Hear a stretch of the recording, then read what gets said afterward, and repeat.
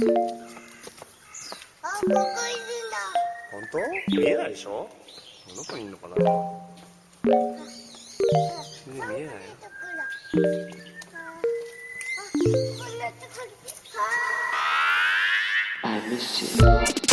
What's good, Internet? Welcome to Waypoint Radio, episode 268. It is October 4th, Friday, 2019.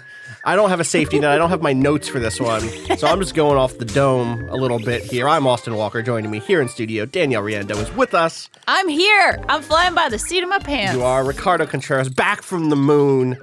Yeah. How's it going? Spaceships.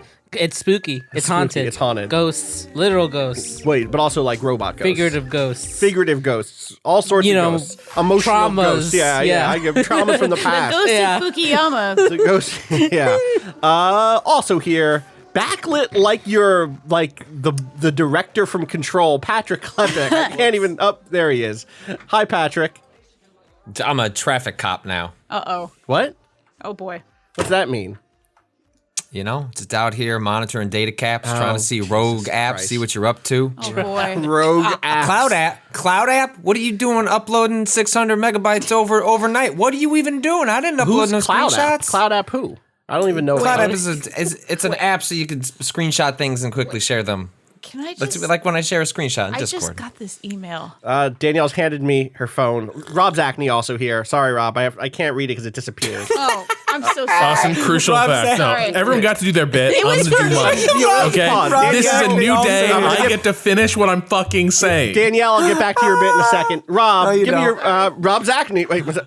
Also with us, Rob Zachney. Speaking of parachutes and flying with nets, you know that discussion we were having a moment ago that was very topical. They're not going to hear that for another. Austin, crucially, few hours. you need to know that I do not have a net in the form of a parachute. In Ghost Recon Wildlands. Oh. Right. Yeah, which we'll get to when we talk about that game. See? This second, I just got Nailed an email it. for Uber Chopper. She's just going to go into the bit. Uber Chopper. Oh, be one of the first to fly with Uber Copter. I'm not even kidding. Your new way to get between Manhattan and JFK, introducing Uber Copter Save Time. No! Why are you on this list? I don't know. It just happened Danielle, as we are were you talking about a planes. billionaire? You would have a helicopter Clearly. if you were a billionaire. Yeah. Are you a millionaire? Clearly. Jesus Secret Christ. million. This whole time I've been working here and also working 2 other jobs. To save up I've money for your actually been. helicopter. Yeah. No, I was just saving up Pepsi cans for my Pepsi helicopter. Gotcha. Sorry, only 90s kids. We'll know that one. Yeah. All Wait, right. was that a book it thing? It was like Book It, but for drinking soda. Really? Yeah, the Pepsi It- points. it Soda was- companies do I got that? sunglasses. It was real in like 1995 or 1996, and they showed a commercial where it was like 40 million Pepsi points Yeah. you get a chopper. It wasn't a chopper. Sorry, a plane of It was some a kind. Harrier. Because the reason I'm you're sorry, it was remembering a Harrier. the It reason was a you're Harrier. remembering it as a helicopter is Yeah. because it did do It did a weird it did a land. vertical VTOL landing. That- yeah. But did like at the guy's school or whatever. He's like, I drank all this Pepsi and now I got this stuff. There was a real life lawsuit. Really? A real life lawsuit that somebody made all those points, like got his whole town involved in giving like every Pepsi point. Yeah. And he successfully, I don't know if he won anything, checking. but he brought a lawsuit to Pepsi saying this was false advertising for showing this aircraft that you would get for 40 million Pepsi points or whatever. Real thing. Pepsi Spot caught the eye of John Leonard, a 21-year-old business student at the time, who was only interested in one prize. People say, well, didn't you want a t-shirt? And I say, well, when there's a Harrier out there for 7 million Pepsi points, why not aim your sights a little higher? He noticed some fine print. In place of labels, consumers could buy Pepsi points for 10 cents each. He did the math and quickly figured out that it would take him $700,000 to buy the Pepsi points he needed for the Harrier jet. Then Leonard hit the phones and convinced 5 well-off investors to give him the $700,000. Wow. He sent Pepsi 15 labels and a check and waited for his jet. Jesus. You know what's cool as hell? Michael Dorn was like an avid aviation nerd. Like he was a Love it. pilot. Yeah. And he bought himself, I think, an F-86 Sabre, which was like just a ridiculous, like all speed, all power and engine Korean War era jet fighter. And that seems like the coolest thing in the world to own. He is maybe the coolest guy. I'd take that over a Harrier. I'm going to finish reading this bit because it's very funny. The jet never came. Pepsi's response, the ad was just a joke. Quote, tens of millions of Americans and people around the world saw the spot, got the joke, and laughed, said John Harris of Pepsi Cola. Mr. Leonard saw the spot, hired business advisors and lawyers, and decided to take legal action. Pepsi went to court first, asking Leonard's claim be declared frivolous. That prompted Leonard to file his own lawsuit demanding a jet. Quote, people point out that this Pepsi generation they're trying to sell to me. People point out that this Pepsi generation they're trying to sell to is me, said Leonard. Quote, someone who's taking advantage of the legal system doesn't really typify the Pepsi generation, countered Harris. Yeah. Only the 90s were incredible. The 90s. The end of history. That's it. That was the last thing that happened in history. His lawsuit We fizzled out. dunk on it, but you get where he was coming from. Yeah. A court granted summary judgment in favor of Pepsi and ruled that no objective person could reasonably have concluded that the commercial actually offered consumers a Harrier jet. Quote, the callow youth featured in the commercial is a highly improbable pilot, one who could barely be trusted with... Now, Skip, you know I love this callow youth featured in the commercial. He is a highly improbable pilot. But he is one who could barely be trusted with the keys to his parents' car, much less the prize aircraft of the United States Marine Corps. I love the troops. He definitely does. Oh, he definitely loves Stephen A. There's no question. Absolutely loves the troops. He's out here with Jake Tapper and they love the troops. They love the troops. Does Stephen A. Smith He's love got this sticker Stephen on A. his Smith the troops? whatever he drives. Does that mean Stephen Stephen A. A. Smith Smith on Cameo. I want to my pay God. Stephen A. Smith to say things for me. Please. I would pay an uncomfortable amount of money, more than I'm willing to admit, 7 million to get Pepsi that man to points. say things. God. I need to know. Did you pay $150? I'd pay $150. Higher or lower? Higher. You know what? $250. It's almost holiday season. I'd pay $300. Damn. But I think would have- 300 you know what? is about where I'd cap The out. thing is, at that point, I would want to have a conclave so that we could decide exactly what to make Stephen A. Smith say word for word perfectly. Yeah. You know what I mean? Yeah. We would need to We craft. could all go in on it. Yeah. You'd figure out what But the Stephen cellar A's gonna door put of his own Stephen spin A. on it. No. We would give him like a loose like a memorandum, not a script, not an actual script, not a Like, you can't make script. Stephen A. say, like, legalize weed and all fit. Like, you're not going to get that message, right? You're not going, like, you can't make him do that. So what you have to do is think of, like, I want to give someone not just greetings, but also like a life lesson. Stephen A., here's just the general direction. And then you just, what you get is what you get. You may not like gesture it. in a direction.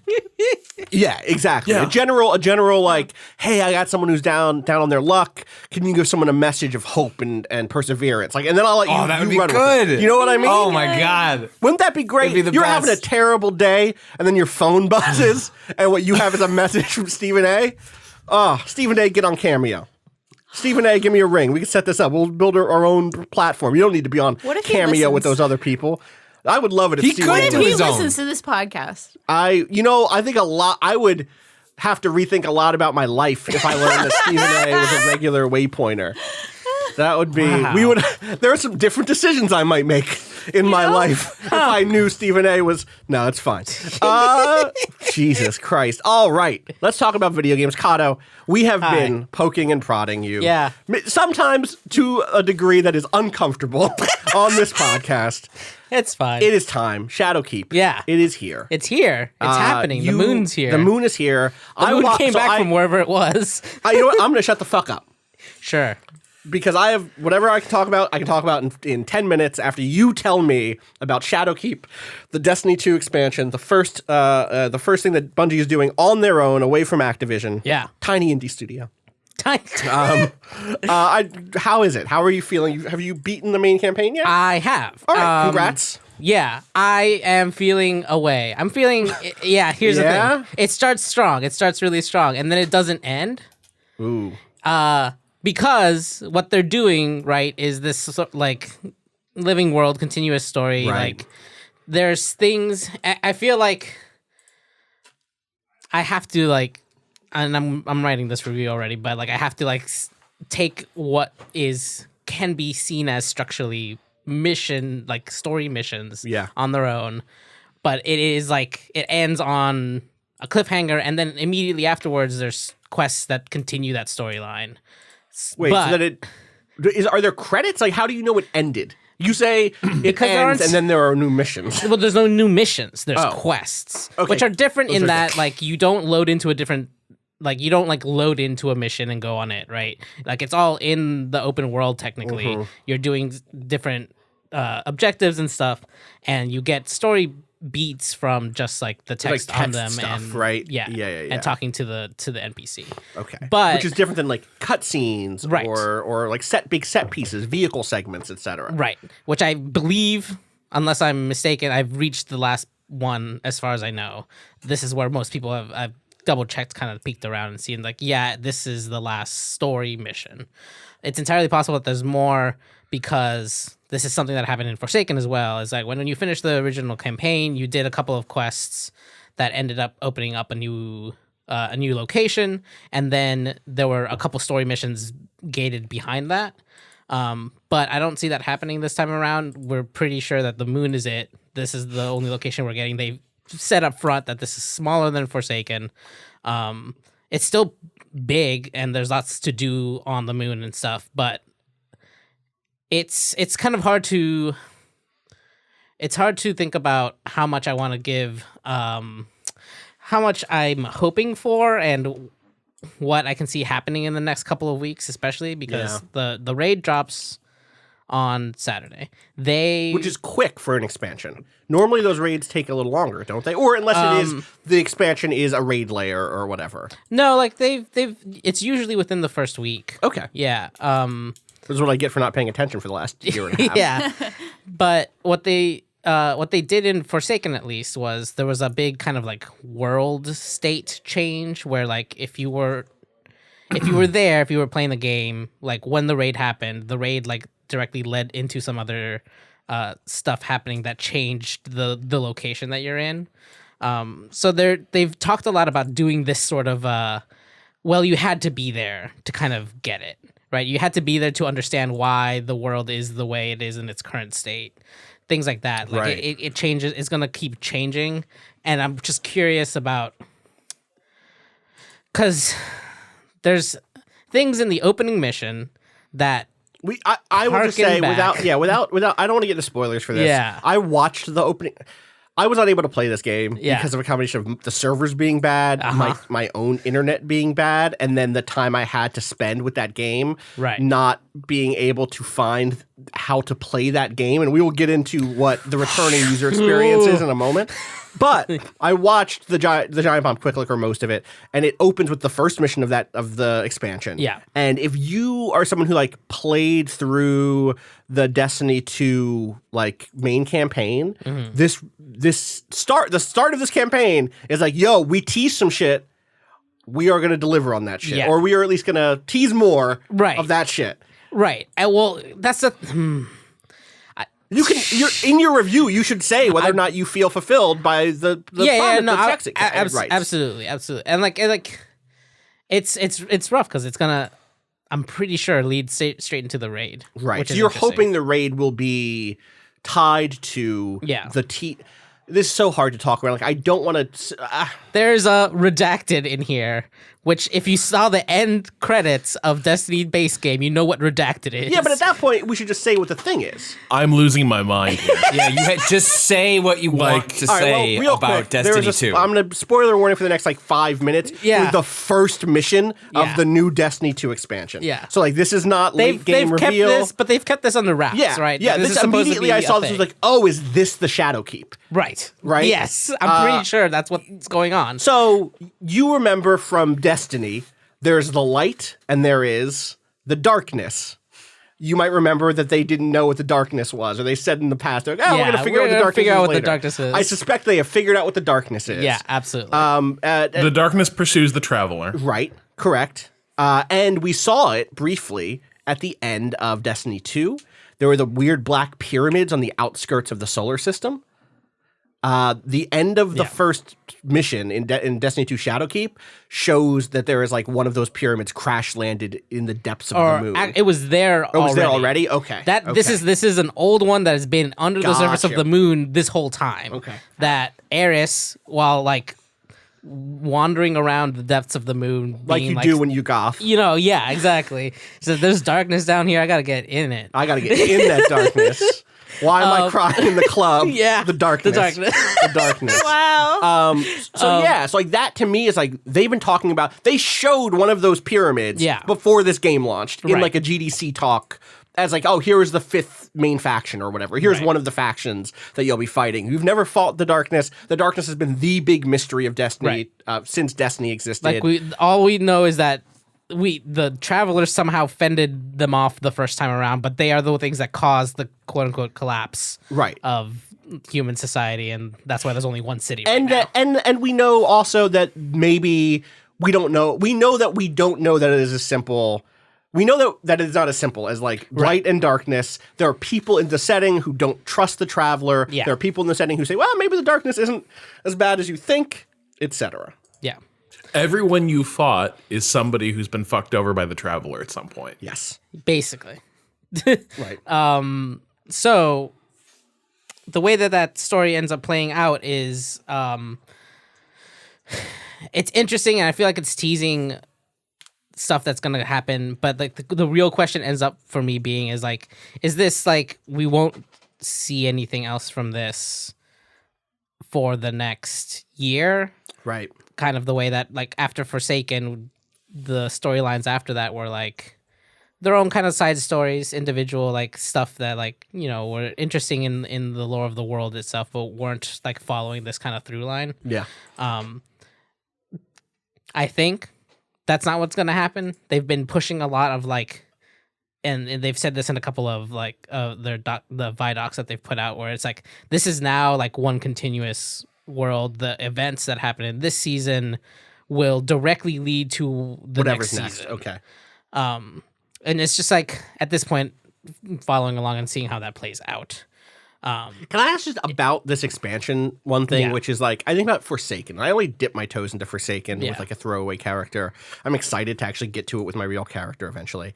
Is one of the things that people liked about Forsaken, and from even what I saw with my limited time with it, was that there was some experimentation with what quests and missions both looked like. Yeah. In terms of like, wow, I'm in this cool like new zone. I'm like bounty hunting in a sense. I'm like looking for certain named enemies that have like they're like mini boss encounters in the kind of patrol zones. Yeah. There was some cool stuff with constantly. I mean, you told me the most about this is like, and we're probably not even there yet with Shadowkeep, but there were lots of secrets in the Destiny 1 like cool moment style of like, oh wow, someone found a door. Right. What the fuck do we do with this door? Did you feel like you've hit that stuff yet with Shadowkeep, or are you hoping there will be more of it to come? I definitely, it has. I've seen the hints of it, right? There have been definitely at least directly post quote unquote post campaign. There were a few more of those like in world like bosses and like really like great environments that like you think from the surface like. One, maps are bad in Destiny. They're terrible. And they're only ever of the surface of whatever planet you're on, which is normally fine. Like there isn't too much verticality in most locations, except for fucking the moon is like almost all underground. Like a lot of the stuff you're doing is actually in like a bunch of hive caves that are under the surface of the moon. And it is much larger under there than you expect. Okay. And there's like a lot of new areas. Even if you had played Destiny 1, there's a lot of new areas, a lot of new so like they've kind of expanded this concept that they introduced in base game Destiny 2 of lost sectors, like just like areas that you'll find, you'll kind of stumble upon, and there'll be like, you know, a chest at the end. Yeah. There's more of that stuff. The lost sectors on the moon are like much larger. Okay. They're like, you know, they're almost to the scale of like being a like little mini mission on their own, which is really neat. And the bosses at the end have had like mechanics instead of just being a thing with lots of health. Cool. Which is really neat. Yeah, it's really interesting. And it feels like there's more to come because there is actually. There's a thing that they introduced in Forsaken was dungeons, of which there's only one now. It's in Forsaken, and you used to only be able to go into the dungeon once every 3 weeks.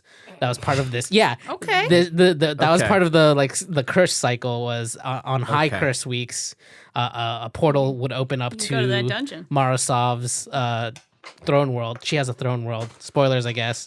It was really cool. It's like a 3-player activity that got the closest to feeling raid-like. Oh, so it's like a micro. It's like more than a strike, less than a raid. Absolutely. Got you. Yeah. Cool. It's really it was one of the coolest things that happened because it was also like they didn't tease that at all. It was absolutely just like it was not a feature. It was not on the back of the box or in No. the launch trailer. Oh, by the way, mini raids. yeah. And third week in, a portal opened and people were like, "What the fuck?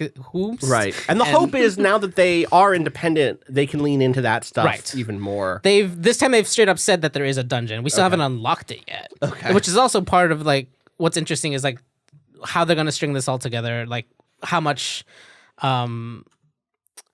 of it, some of it's probably just time gated. Some of it will be kind of locked behind player, like, once a certain amount of players do a certain thing, it'll unlock things like that, which they tried in the past that have, one of them kind of failed. We have actually a piece up by, I forgot his name, about the unlock for one of the forges, the Izanami Forge, Niobe Labs. Oh, from a while ago. Yeah, you mean. from a while back. Okay, I was like, I don't remember this piece going up. And It was a while back. Yeah. Where like they like gated some content behind the community figuring out a puzzle, And they didn't figure out the puzzle. No, right? they had to like end up teasing it. It was Bruno Diaz. Bruno wrote that Diaz. piece. Oh, yeah, right. yeah.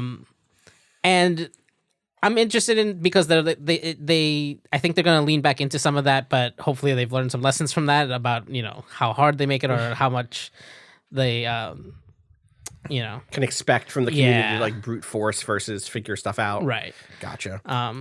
But all that stuff is really fun, even though like rarely I am generally in like the circles that like figure out those puzzles. Even just reading about the puzzles and the fact that they're in the game, it kind of like gives a sense of mystery and excitement that like of like who knows what else is out there. Yeah, totally. Like that, You're not going to be the one who cracks it or whatever, but like Right. the idea of like somewhere else in this space, Yeah.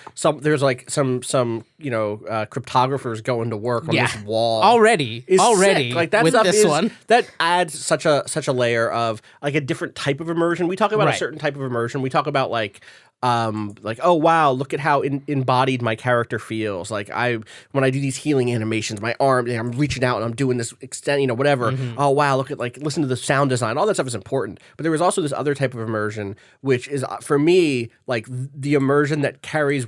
That is about the world and about how you bring it with you when you go other places outside of when you Right. put the controller down, Totally. right? Sometimes you immerse yourself in a game such that you can feel that it is continuing to play even though you aren't actually touching a controller. Yeah. And doing that, I think, is and again, like I'm put immersion in scare quotes. It's a useful term in this scenario. Sure. But yeah, like it's one of those things where it's like, shit, like I'm here killing Vex, but somewhere else someone is trying to open a weird mystery wall. Yeah. And they're gonna keep doing that. I'm gonna go eat And then dinner. they'll open the wall, I'll Right, hear and about then- it, and yes. I'll go get I can go through the portal, through the the ghost portal portal, then. Yeah. and whatever. Right? Sorry, ghosts are already a thing. I Dungeon should have portal? used Yeah. Well, I'm looking for something with a new word that we hadn't used yet today to indicate that there's some new weird mystery shit.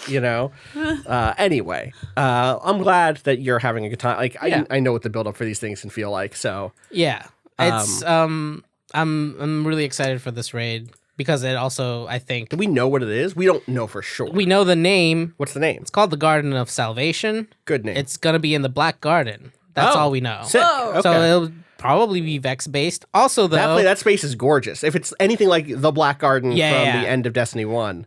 there's some shit. We'll talk off mic. Yeah, you and yeah. I can talk off mic about Destiny lore shit. We'll set up we'll you, me and Rob can nerd the fuck out on that shit. I have to say, as a player, and I don't know, Patrick, did you try to get back into this also at all? Or did you just hear me complain no, about it? that's as the fear of data camps put me off, and then I said Damn. fuck it and just embraced my new expensive future. Anyway, I have not touched it since Rise of Iron. Okay. In which Woo. when I played Rise of Iron, God damn. I wrote a piece about how, and I think Rise of Iron was the first time I'd played it since Taken King. Like I was one of those people you that's didn't like play a lot of people two at all? who was jumping. I played like the main expansion or like the main story, and then just sort of like fell off immediately after that. But when I wrote about Rise of Iron, I remember writing how, and this will like tee you up for you discussing your return, was that it was really a terrible onboarding experience for anybody who hadn't been paying attention to like how have the currencies changed, like what, like it just there was no like, hey, we've noticed you haven't been here in like 365 days. Shit has changed. Like, let's walk you through what's changed. None of that. It was just like it made it so that I ended up just sort of like looking online, kind of getting a feel for it. Playing the really weak campaign. So I think Rise of Iron wasn't even, it was like a co-production with Bungie, right? Like it was made by an outside studio, which is not to say they didn't do a good job. It's just sort of like maybe not necessarily like Bungie's A team working. It was clear that Rise of Iron was that game, tailing off as the other stuff was working its way through. And I got kind of frustrated that like I didn't know what was going on. I ended up hearing that like that piece kind of got shared around at Bungie of like we need to get better at like onboarding people who have been away for a long time. And so even though I'm not that interested in playing Shadowkeep, I am always curious like how games like this are onboarding people who have been away for a while. And so I guess I'm gonna hand it to you. Yeah. I have heard that it doesn't do a very good job of that. The thing is, it feels like this release. So again, Shadowkeep is the first time Bungie's releasing it on their own. It's also the first time that it's been on Steam. They left Battle.net or the Blizzard launcher or whatever and went to Steam. And it's the first time that there is cross-save. You can choose a set of characters that you have and say, these are my main characters. So I was able to do what I couldn't do for Forsaken, which was play as my PS4 characters on PC, which is where I wanted to be because I didn't really want to replay all of the campaign. But also, I have a block that tells me I want to play everything still, even the stuff that I know is not necessarily good, even like whatever that for Curse of Osiris. Yeah. So this campaign feels, because of all that, like it's aimed at two different people. It's aimed at you, Cado, the person who has never played Destiny or has been playing Destiny nonstop, never stopped playing Destiny. Never not played Destiny. Totally caught up, ready to go. Your power score, your gear score, your lights, whatever power, I think, is all the way where it needs to be. I still say light sometimes. Light, well, but I think they're setting up so in the future it could be light or darkness. Power is more anyway. Or the person who's like, oh, Destiny, okay, it seems cool. Oh, it's free to play. All the base Destiny 2 campaign free to play, plus like the first few expansions or something, right? Basically everything from the first year. So it's the base game and the first two. Curse of Osiris and Warmind. For me, I played Destiny 2. I did not play Curse of Osiris or Warmind because I heard the first one was bad and the second one was okay at best. And I told myself I would get to them before Forsaken. I didn't. I turned this game on.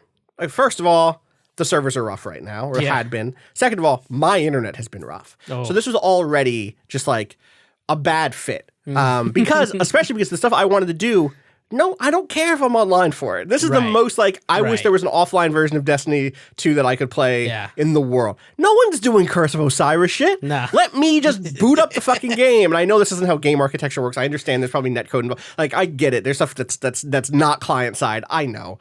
But it was one of those moments of like, fuck, I just want to hit the button and start playing the game. I opened the game. All right. First of all my characters are level 750.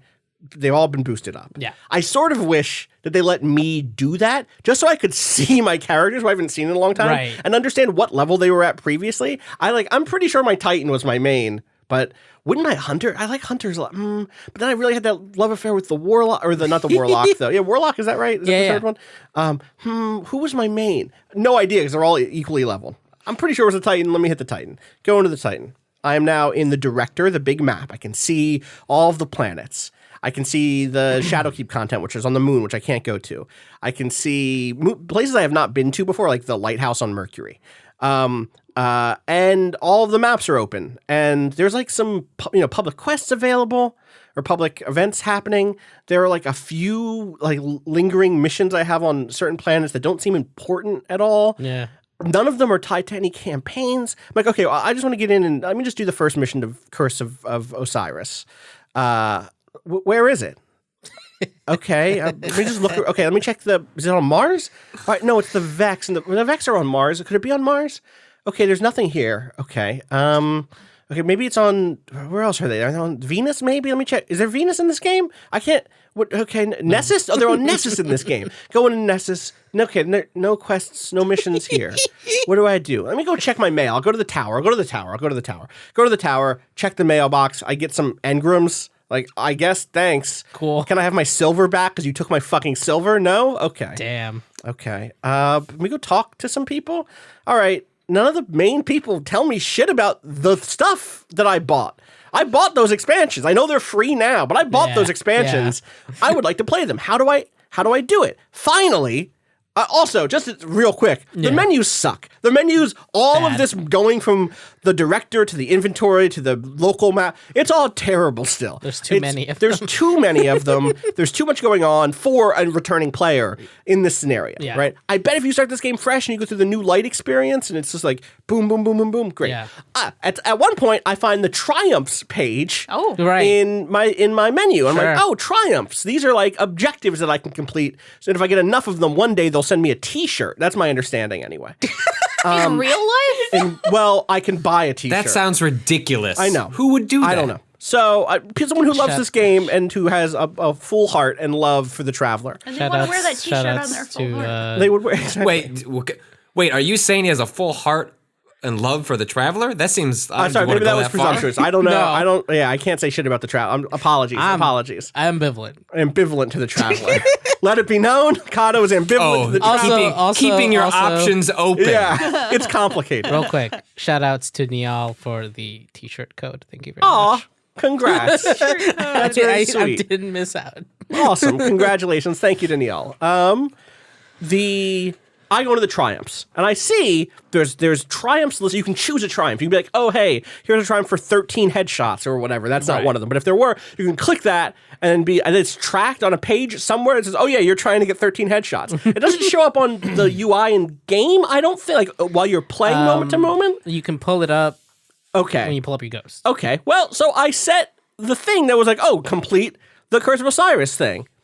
No direction that I could find anywhere. I selected it. I said the thing I want to do is go play the thing I bought. Even if you pull it up, it just says complete.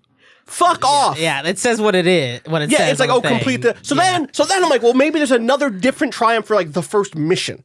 And I go into the triumphs page, I find it, I select it, I say, I want to do the first mission in Curse of Osiris. It goes, complete it. I'm like, yeah, dog, I'm trying to. Give me any direction. I go back to the map, I look at all the planets. Is anything highlighted? No. I come into Slack. Cado, finally. Oh, boy. And I should have done this to begin with. I should have swallowed my pride. This is all. It's not on me. You know what? It's on Bungie. No, honestly, I was going to say, no. They lean. Swallow your pride for a game to explain itself, to do the very basic 101 of like, I'd like to play your story. I would Let me play Here's your the thing. story. To be fair, to who? It is to Bungie. Who? Those are stories that they expect no one to be looking for. However, they should still make them easier to find than this. This is who? People that haven't played the game in years would not want to play the story that they bought? No, I'm not saying that. I'm saying that they're expecting the bulk of the people coming back to just be going straight to Shadowkeep. So right? wait, 1 second. I'm not saying they're right. I'm just saying this is their like mindset, right? No, that's you're not telling the truth because you told me a different thing in chat. What did I say? You don't remember? Lies. No, I don't. You said. Let me find the exact phrasing. That they're probably going to play Shadowkeep, right? No, the thing that you said was... this was yesterday, Ricardo. I can't take any no, you can't trust yesterday Ricardo ain't even... I can't trust his lies. Yesterday, Ricardo. What you said, where the fuck is it? Because I say... Cado disappears now, actually. You say, my guess is... here it is. It almost feels like they're embarrassed of their old content. Yeah, totally. Which I would love to know if it's embarrassing or not, but I can't fucking find it to play it to tell you. Right. Finally, you tell me I have to go check in with Amanda. And I'm like, you know? What? You know. Your girl, Amanda. And so for real, Cado, you said that. And I said, he must mean a different Amanda. Because the Amanda you mean is the one you go to buy sparrows and ships from. Not anymore. That's still what she sells? What? She's been. Yeah, but how would I know that? Yeah, how would I know that? No one would know. How would anyone know that? Wait. Yeah, Hold on. Yeah, Amanda So Holiday. The vendor for ships. The vendor for ships. Amanda Holiday. Yes. She's in management now. She's in management. She gives leveled you. up. Now you have to understand. There are triumphs. There are missions. There are dungeons. There are quests. Now a quest is not a mission. And a quest isn't a bounty. And a quest isn't a bounty. Bounties are different. It's closer to a bounty than a mission. Right. I've never had a more persuasive conversation for me to just eat the data cap hit that I just took, delete this fucking game, and like never go down this road. No, because The flying with the dragon has the brew that is true. So that's the thing. So you have to go talk to Amanda, and she's like, "Oh yeah, I got these quests for you." And those quests are legacy content or legacy campaigns, right? Because it's the Red Dawn, which is the main Destiny 2 campaign. It is the Curse of Osiris and Warmind. And then is there another different person who has Forsaken? If I wanted to do Forsaken, yeah, who is it? I The Forsaken pretty one. sure it's the spider. What? It's the spider.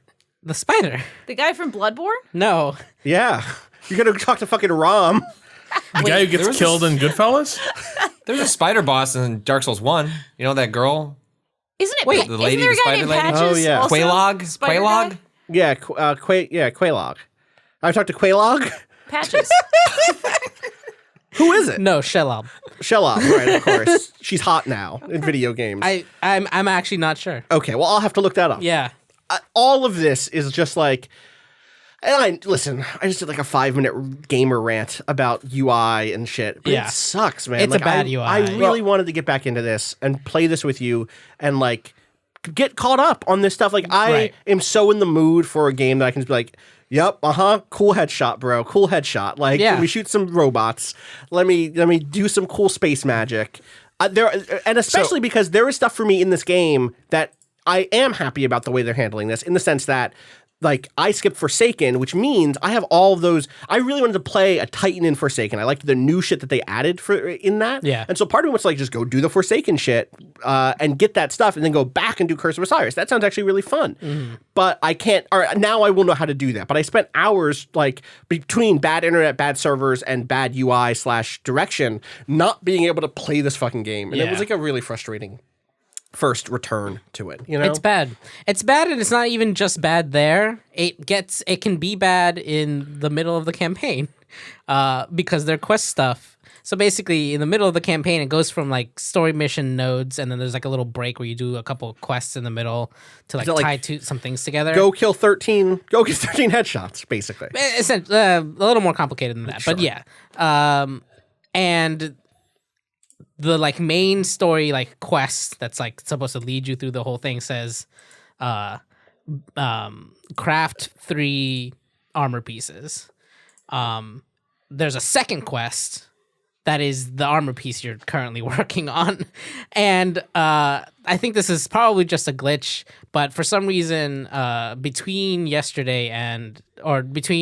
launch day and then the day after, I came back and like the quests are just organized from newest, so you can like click that to be from newest or not, newest to oldest. When I clicked that, for some reason, all of my Shadowkeep stuff wasn't there, and I found it eventually 2 pages back. Something glitched out where like the quests aren't even in the right order, but still, it's like they haven't really learned. I feel like the only way this works is if you have no quests. I have like 20 quests that I never finished for exotics from the other expansions, just because there's too much fucking game. It's too many games. I can't even go through them all. So like now it's just all mixed together in a weird. They need a better UI. They do that. Rob, you were going to say something before. What's up? As someone else who does, like me, have a place in his heart for Destiny, how do you feel? How's all this make you feel? I feel like just the way Destiny and Destiny 2 have sort of come into existence and been updated, it kind of reminds me of them they're trying to build the Destiny equivalent of like the 2nd Avenue subway line. Oh, God. Of like, okay, Oh, wow. so we have a lot of compromised infrastructure that was put in at this time and had this shape for these reasons. A lot of past traumas. Yeah, we have new needs. We want to do new things with it, but we can't just. All that stuff still exists. We can't just blow it all away. And we still are building new, like all our new development is going to be on this substrate of old development. And that means there's going to be compromises built into it. And I think what you're describing just sounds. Destiny is, to an extent, a narrative franchise as much as it is kind of a live game that people go and they repeat content and play it for the loot and the shooting. I can't bring myself to combine those two things right now. You're good. No, I don't know what you're talking about, Rob. But yeah, it just feels like they have this problem where Destiny has a fair bit of story at this point. There's a fair bit of old experiences that are part of that saga, and Destiny's always sort of invested in its own lore, certainly. And yet, at the same time, the way this game has taken shape is always about directing people to just strip mining the newest and latest stuff again and again, and not finding a good way to re-up that old content. I think in part because it's not because they're embarrassed of their old content, though Curse of Osiris, somebody should be embarrassed. I think what it is they're keenly aware that by the time new content rolls out, they are so terrified of a fan base that is already exhausted of that old content that they're like, we got to make sure that stuff disappears. Battlefield has a similar thing where like new maps come out and all the old maps basically get sunset in a lot of the matchmaking, and you stop seeing old favorite maps because, we're on to the new stuff, because it is all tuned for people who are logging into this on a daily basis, right? And have seen this stuff a million times and don't want to see it again. They just want to hit the new stuff. But I think what Destiny ends up in the cycle of is that all the old stuff gets kind of tossed in the bin for like regular daily play type goals. Also, it becomes invisible to people who want to catch up on the story, who for whatever reason are broken in the way that Austin and I are broken and really want to know about like, that's a weird name for a thing. Right. Wonder what that's about. Totally. I mean, part of me is just, Cado, you and I had this talk before this where you're like, Austin, you don't need to play these things. And I was like, you need to understand there are albums that have songs on them that I do not like. I still listen to the whole album because I want to hear the whole album. I want, and part of that is like a critical perspective, which is when I talk about Destiny 2, when Destiny 2 is, if they make Destiny 3 and not just Destiny 2 3.0, sure. I will, which I think that they will, but I will want to have said to myself, taken in its whole, what do I think of Destiny 2? Because that's just like the way my brain is wired. And I recognize that is not in line with a lot of other people who are like, yeah, I want to play Shadowkeep with my friends. I heard Forsaken was good. Maybe I'll check that out at some point. But for now, just get me ready to fucking play with my friends. Right. I'm happy that option is there. And frankly, if I had to choose between serving the audience that has been with me like day in, day out, and airing instead to choose to favor the Austin Walkers of the world who are going to pop in for 3 weeks when a new expansion drops, play through that campaign and bounce. I understand why I would err in favor of the Cados over the Austins, especially after getting your independence from Activision and blah, blah, blah. But I think they've erred too hard in that direction, right? They've leaned so far. Are there that enough Cados? Yeah, right. I think so, right? I mean, that's the big question. Well, this is if you look at the subtext of like the tension between Activision and Bungie, this was like in a lot of ways the crux of like what those two sides were arguing. Activision and their push for more microtransactions and things like that came from a place of like we should expand the audience, like we want to bring more people in.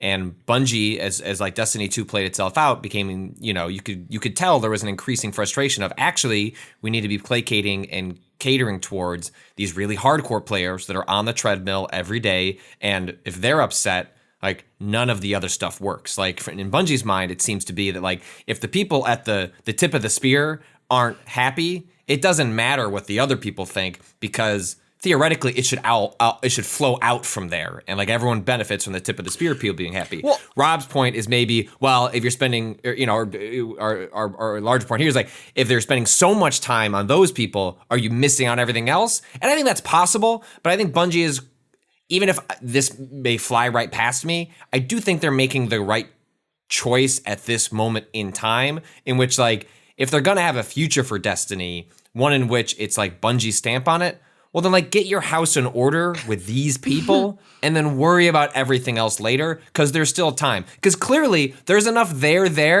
that you, me, Rob, like, keep going. Well, let's get back in it. And how many times have we done this? And they'll do it again. This is like if Tom Thibodeau ran a AAA franchise, though, where it's just like deep cut. Just gonna ride these war horses. Very small audience that even I barely pull on to that reference.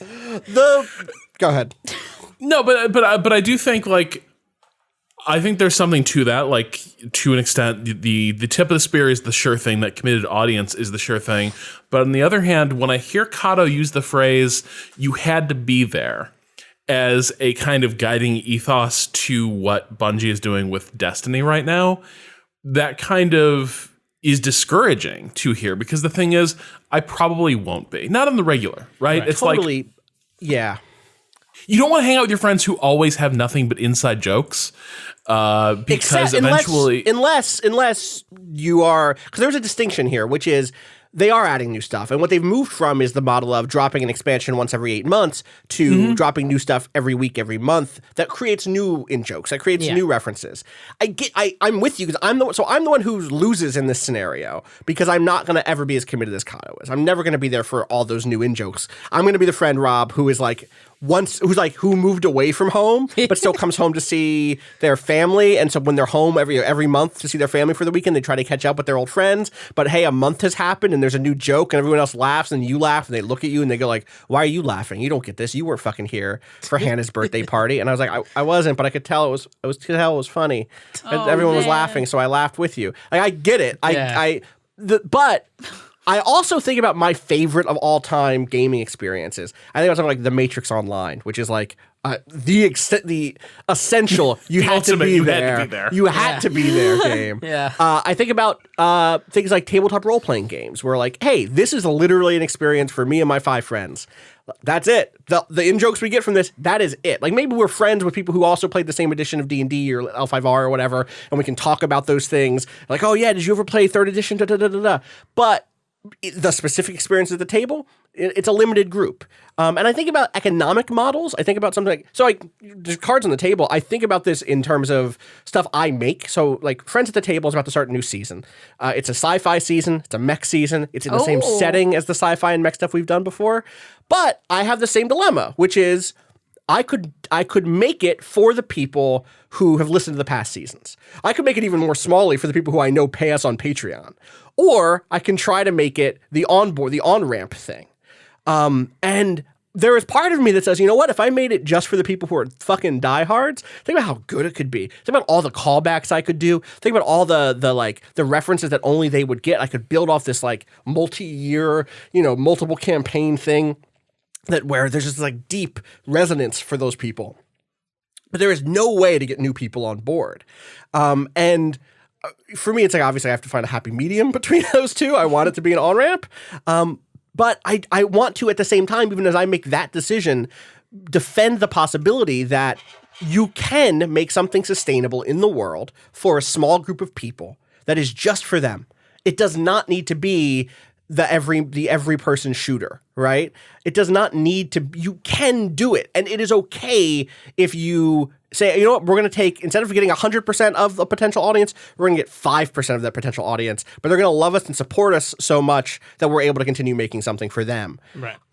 We are at Waypoint. That is what we decided to do in a real way, right? Like, we decided to make the site and the content for the 5%.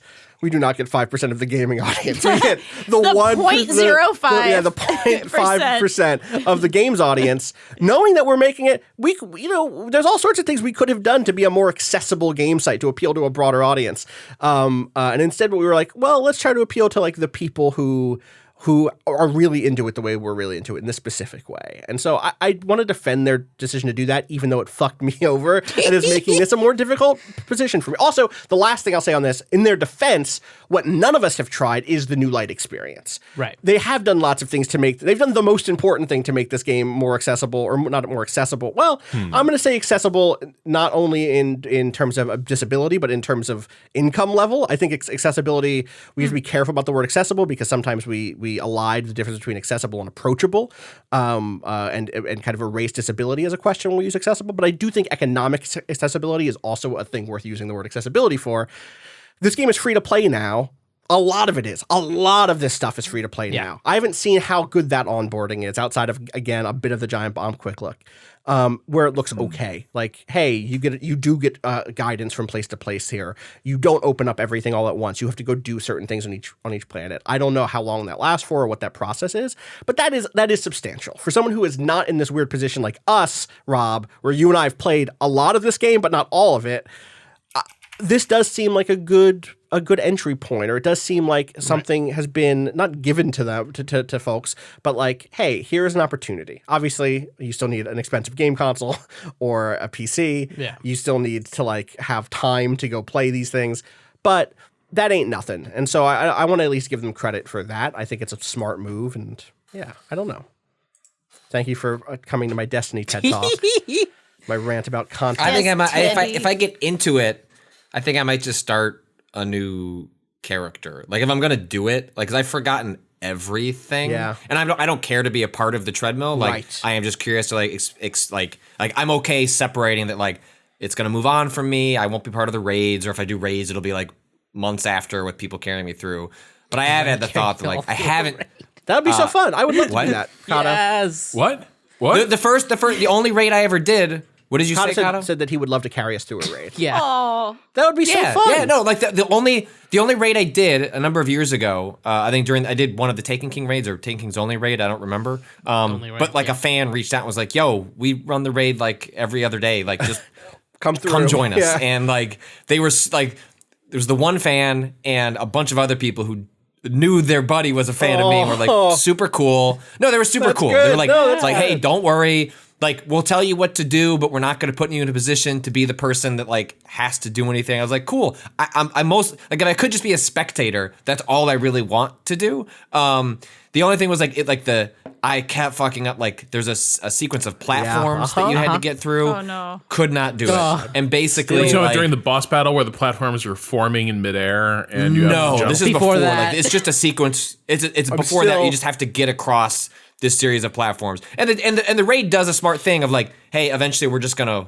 warp you forward, which is what it did, and it was fine. But that was cool. Like, and I made my peace with like, that's my relationship with Destiny is going to be that. But if I'm gonna do that, I also do feel like maybe at this point it would be worth just like start a fresh. Like I picked a Warlock in Destiny 1 just cause like I didn't really like mess around. Like I like the Warlock fine, but I almost wonder if I should just like start a new character, like Be a hunter. start fresh. I know people like that hunter. I look at that bow and the bow looks cool. So I don't know. I thought if I'm gonna do it, maybe I should just start from scratch on Destiny 2 and like see what that like new experience is for like a player, and then go from there.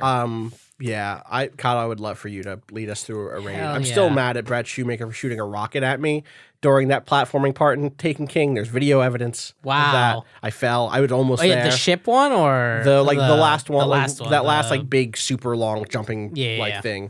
I'm still mad. Still mad at you, Wow. Brad. I love you, Brad. We should take a break and then talk more about some other video games that are not Destiny 2 Shadowkeep, but I really want you to have the chance to talk Yeah. about. Is there anything else? Yeah, I about- mean, honestly, for people who are interested in something that has a kind of longer tail, they've added a bunch of systems Cool. that are fun. I like wrote about this when they first announced them, Armor 2.0.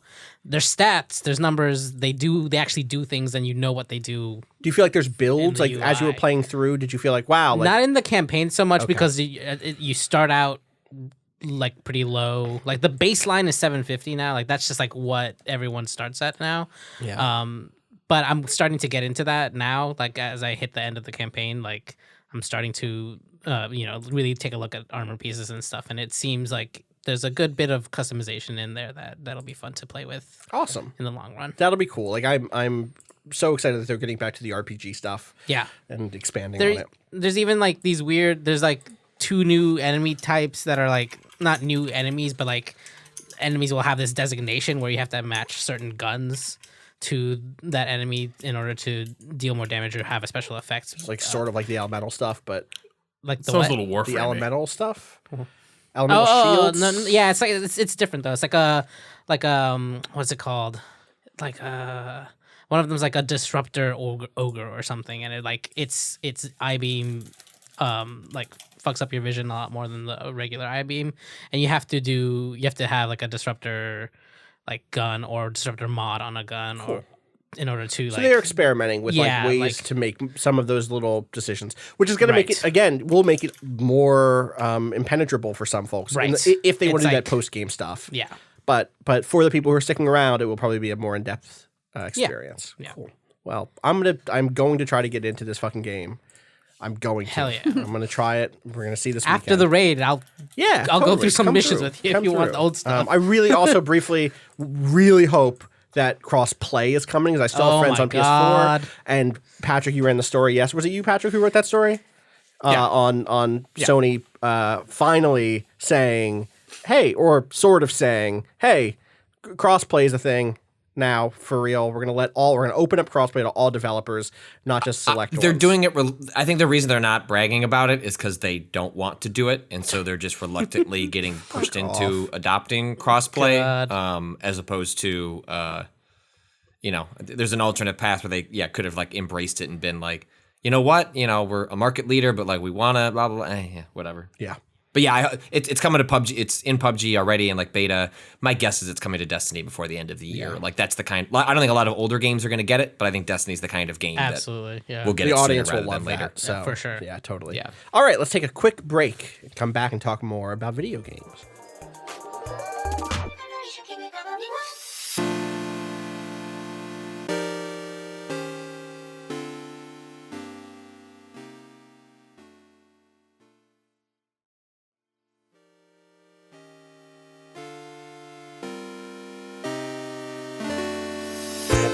Danielle Rianda, Yo, you've been driving a cab. been driving all night. I don't know why I said that in the Pusha T. You are hiding a child cadence. You have not done. You're not hiding a child, but you have been driving a cab all night. All night, every night. Neo Cab. Neo Cab. I'm driving my Neo Cab. I've played a little bit of this. Yeah. I've been playing it on Switch. Where have you been playing Me it? too. Okay, playing it on Switch. It's perfect at night. Yes. Oh my Yes, God. that is exactly what I'm doing. Like before bed, I take. I like take it to bed, and I have my little Switch, and I just have it, like on my tummy, and I have my dog on my right, and I have one of my cats on my left, and we cuddle up together, and we play a wonderful, fantastic cyberpunk, basically visual novel, but with a little bit of a few extra little mechanics kind of thrown in, about Lena, who is a queer woman of color who has driven from one city to Los Ojos, I believe is the name of the town, and I think it's that's basically right. LA, Ojos? but Ojos. Yeah. Eyes. She's an Uber driver, a NeoCab driver. The app that she kind of goes through works just like Uber. There are ratings. There is a little map where you need to select people on the city grid. It's very much like Nightcall, which we talked about quite a bit a few weeks ago, I think, a couple months ago, I guess now. But I think it actually works a little better than Nightcall because you're not what I think maybe failed a bit with Nightcall was a sort of repetition element and the element of sort of trying to solve a mystery while this is going on. There is actually kind of a mystery here, but it's not presented in anything like the same way. There's no sort of like, board where you have to order things around or anything like that. You're just sort of getting clues from your passengers in a more organic way than in Nightcall, basically. So as the game is, you take 3 or 4 rides per night. You're driving through this sort of beautiful neon city that has been taken over by Capra Corp, which is like an Amazon or a Google. Lena hates Capra. Capra sucks. And you kind of get involved with various factions. There's like a really terrifying sort of cop faction that's in the city. There is a sort of very anti-corporate kind of faction who hate cars. They call cars like death machines. You actually have to like give a ride to one of those folks at one point because they're having like just an emergency and they need to go somewhere and they're really pissed that they have to take a car somewhere. It's a whole ass thing. There are other automatic. So you object to cars, and yet when you need emergency medicine, A little bit of are that. those people also? 'Cause I'm still pretty early on. I've met some anti-car people. Yeah. But or I've had conversations about anti-car folks. Yeah. Are those people also anti-auto car? Or are they only anti-owning a car? Not entirely. Okay, because sure. there was some character made this interesting, like, I mean, so you're driving a neocab. Yes. And it's rare that people even have cars, but Capra, the evil corporation, They have automatic cars. they do have automatic cars. So it's not like the car has been abolished and replaced in this world with better mass transit. It's just been what's been abolished is jobs. That's pretty the much. thing. If you don't work for Capra, Right. you're a gig worker of some kind. You meet lots of other types of gig workers. You talk to them about how much it sucks. You talk to them about like everybody's just trying to make a quota in every way. That's kind of one thing. And I've talked to folks in this game who are like statistician gig workers who just need to do surveys all day. I've talked to folks who are actors who basically are in like what the version of video games is in this future world where it's like, I'm in an immersion. It's the only thing that pays. We have a local theater. That's cool. Capra gives us some money, I guess. I mean, everything, really every kind of gig worker in this economy is just trying to make stats and make rent and make it all work, that kind of thing. So it's a very...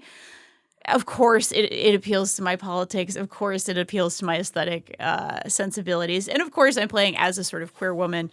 I'm not sure if you have to. I think maybe there are just choices you can make, you know, about your feelings towards a particular character that kind of flavors that. It is very, like, from the jump, it would be really hard for me to play this game and not see the tension between those two characters. Oh, and the history and all that 100%. stuff. It's like, I guess you can play it the other way if you want. Yeah. Ugh, if you have to, right? As like an any percent non-queer run, as a hetero run. It's like the het run of Neocab. I don't know. It's way more difficult. Wow. I don't know about that. There is one other really cool feature in the game. So again, mechanically fairly simple. You're making choices in conversations, and you are picking up rides. Again, sort of like Neocab. There's a map. Night Call. You're picking up people on a map, that kind of thing.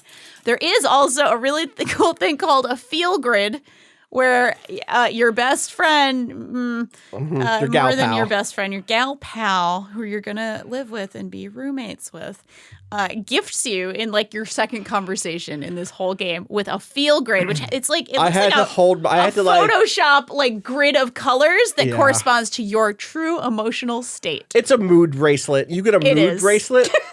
Your ex She means a lot.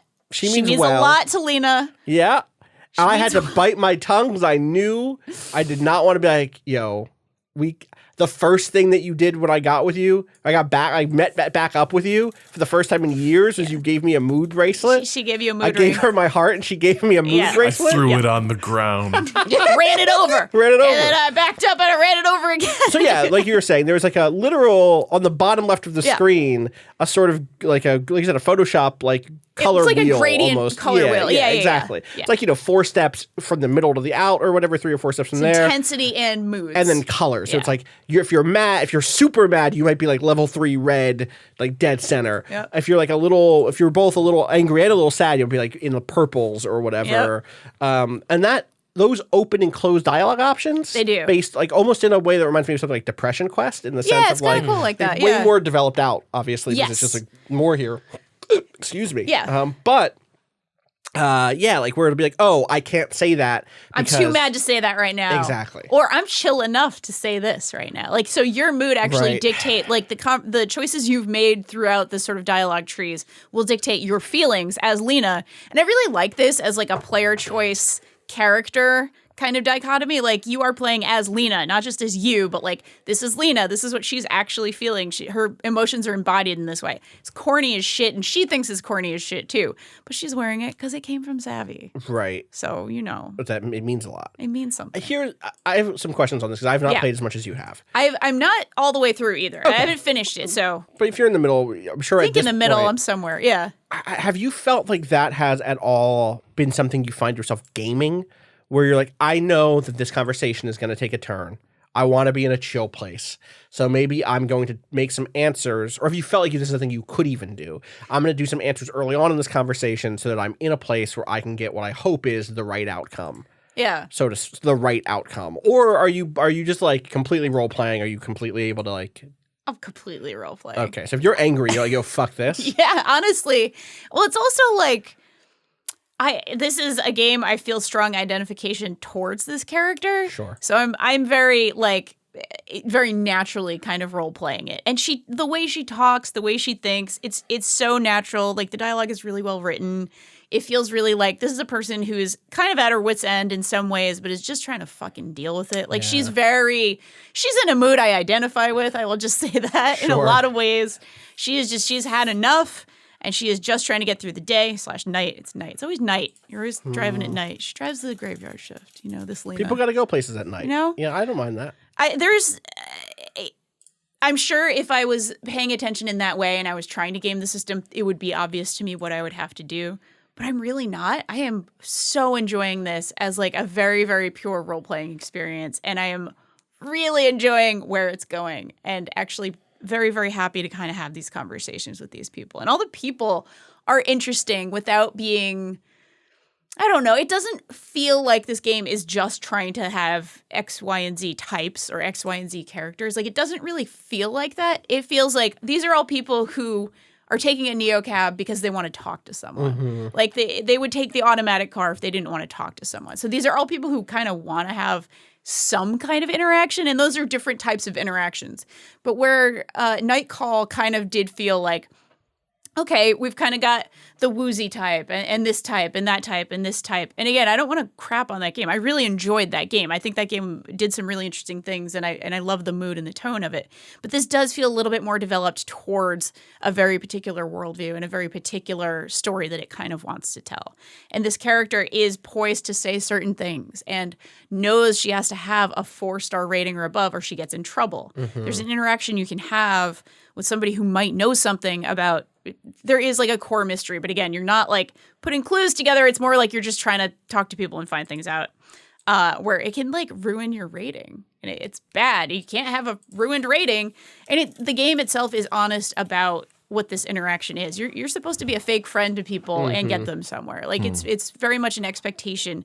As a neocab driver, you're here to be somebody's bartender and maybe their therapist and maybe, you know, X, Y, and Z as you drive them somewhere. It's in the fiction. It's a very empathetic piece towards gig workers as well as a well-written piece of interactive fiction. I could not help but think about Eliza here. Oh, yes. Yes. You could put those two. Sorry, Rob, did you have a thing there? I looked up. Just briefly, I was curious if you felt there was a tension between saying the thing that people want to hear and maybe they'll give you a higher rating versus the thing that like you would probably say to someone if you were being honest. Like, is there that tension between like, I think you might be in the wrong with that? Mm-hmm.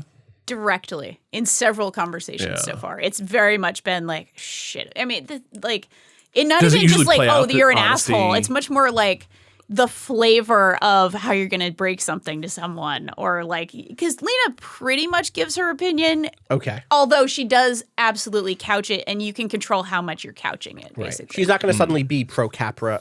Yeah, no matter what. Right. It's either I shut my mouth or I make a snide comment about Capra. Like, it's very much couched. You're not going off on like tirades with people unless it's a very particular type of conversation, right? This is not, I'm shouting dialogue at you. It does feel like conversations, and it does feel like she's picking what flavor of this conversation she wants to have because she knows she needs 4 stars. Like, there's a woman sort of early in the game and you have several interactions with people. This is like you have continuing conversations with people. They like you. They want to seek you out again because you had a great conversation with them. Again, you're basically their therapist and their bartender and their driver, all in one. Where you can kind of tell her she's going on a date and she wants to look like her Animesh because she has been dating this guy and they use filters with each other. So she's really nervous to meet him in person. And it's like, you can kind of like validate her by making her feel attractive, or you can kind of tell her like, yo, this dude better like you either way. You're great. You know, you can kind of go either way with that. Mm-hmm. And which way you go may very well depend on like, shit, I really need a good rating here. It's like, I want to be honest with this woman. I want to be validating to her.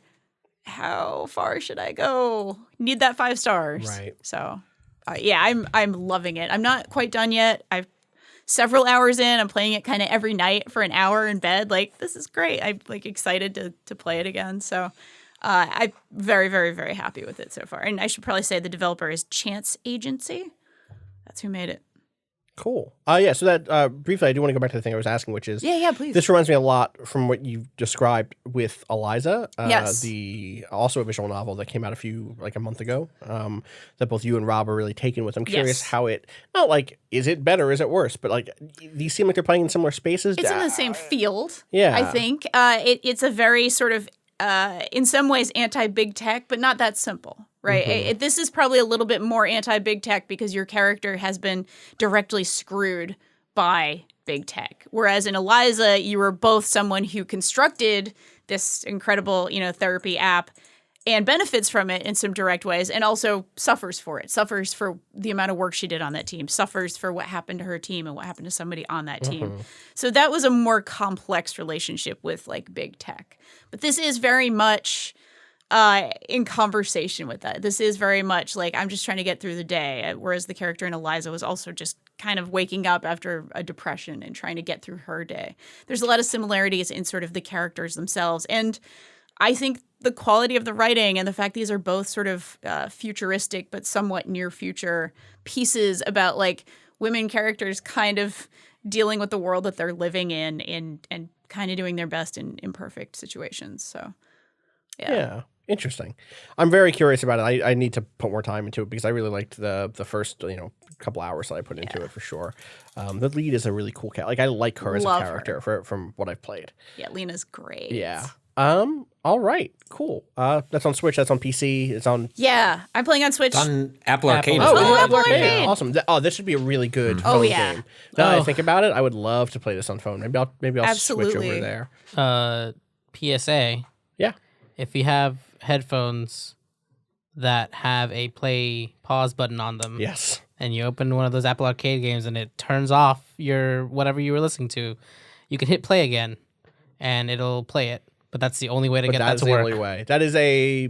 Oh, yeah. I haven't written this article yet, but I can explain here is that a lot of Apple Arcade games have this problem, which as I've asked more developers, some is deliberate, some is an accident, in which, yes, you cannot play outside media sources while you're playing the game. And there are a lot of these games where that would seem very natural. Maybe not Neocab, but like definitely Grindstone and like an Overland and other stuff like that. So there is basically a checkbox in Unity that if you don't, I don't remember if it's check or uncheck, but it basically relates to whether you will allow outside media sources to be played over the audio that is built into the app. And a lot of these games like missed that. I did talk to one developer who said that was deliberate, like that they want their game to be atmospheric, where they actually don't want you to bring in outside audio sources, which I think is goofy. You should let the player determine whether they want to do that. Maybe they're playing it a second time, and you know what? Your music doesn't matter that much. You know what I mean? Like it just seems. I understand that what they're going for, but Grindstone is getting a patch.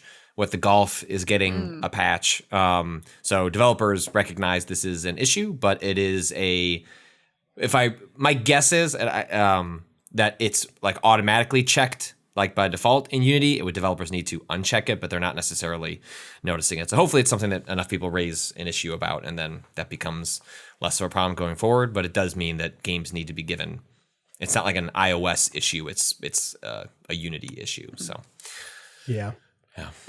I have to play some more. You played something on Apple Arcade, right? Did you play Card of Darkness? Card of Darkness. What? How was that? What is that? What's the deal? It's good. It's neat. So it's not really a card. It's not a card game in the way that you're thinking of. I think about a lot of type of card games. Yeah, that's true. I know it's not a deck builder. If all of our card games are roguelikes with a card deck, that's not what this one is. I get you. This is the one made by developed by Zach Gage with art by Pendleton Ward from Adventure Time, right? What did Zach Gage do again? A lot of things. Spell Tower and what else comes to mind? Chess 2 is it or Ridiculous Fishing? Ridiculous. Worked on Ridiculous Fishing. I'm trying to remember if Zach did Really Bad Chess was the Zach Gage chess one, which is very cool. Great. Anyway. Well, essentially the way that this works out is that you're an adventurer going through dungeons, and the dungeons are this 4x4 grid, and you're presented with varying stacks of cards. Each card has a different thing on it.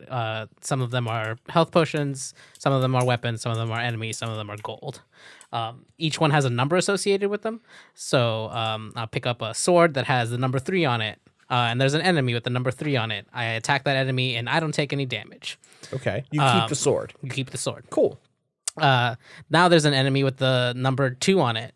I attack it, and the sword breaks, because if you attack with a weapon that's odd on an even enemy, you lose the weapon. Interesting. I have a level 2 sword, and there's a level number 6 enemy. I attack it, and I still keep the sword, but I take 4 damage. Do you also do 2 damage, or is the enemy gone? The enemy's gone. Okay. Right? So, like, the number will decrease the amount of damage you take, basically. Right. It's both a sword and a shield, in a sense. Yeah. Yeah. And the point is to near at the top of this 4x4 grid, there is over one of the blocks a staircase that leads to the next level, or an exit door that leads to the end of the dungeon.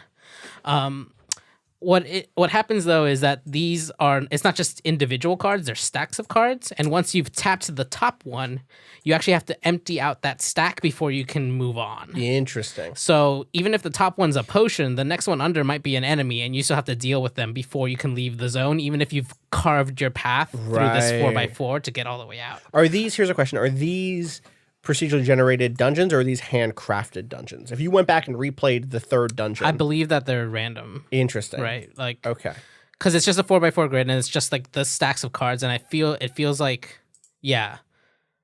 each time I go, it's definitely random. Like the cards will be in different, because I haven't actually had to replay any until this morning. I got to a couple levels where I couldn't get through.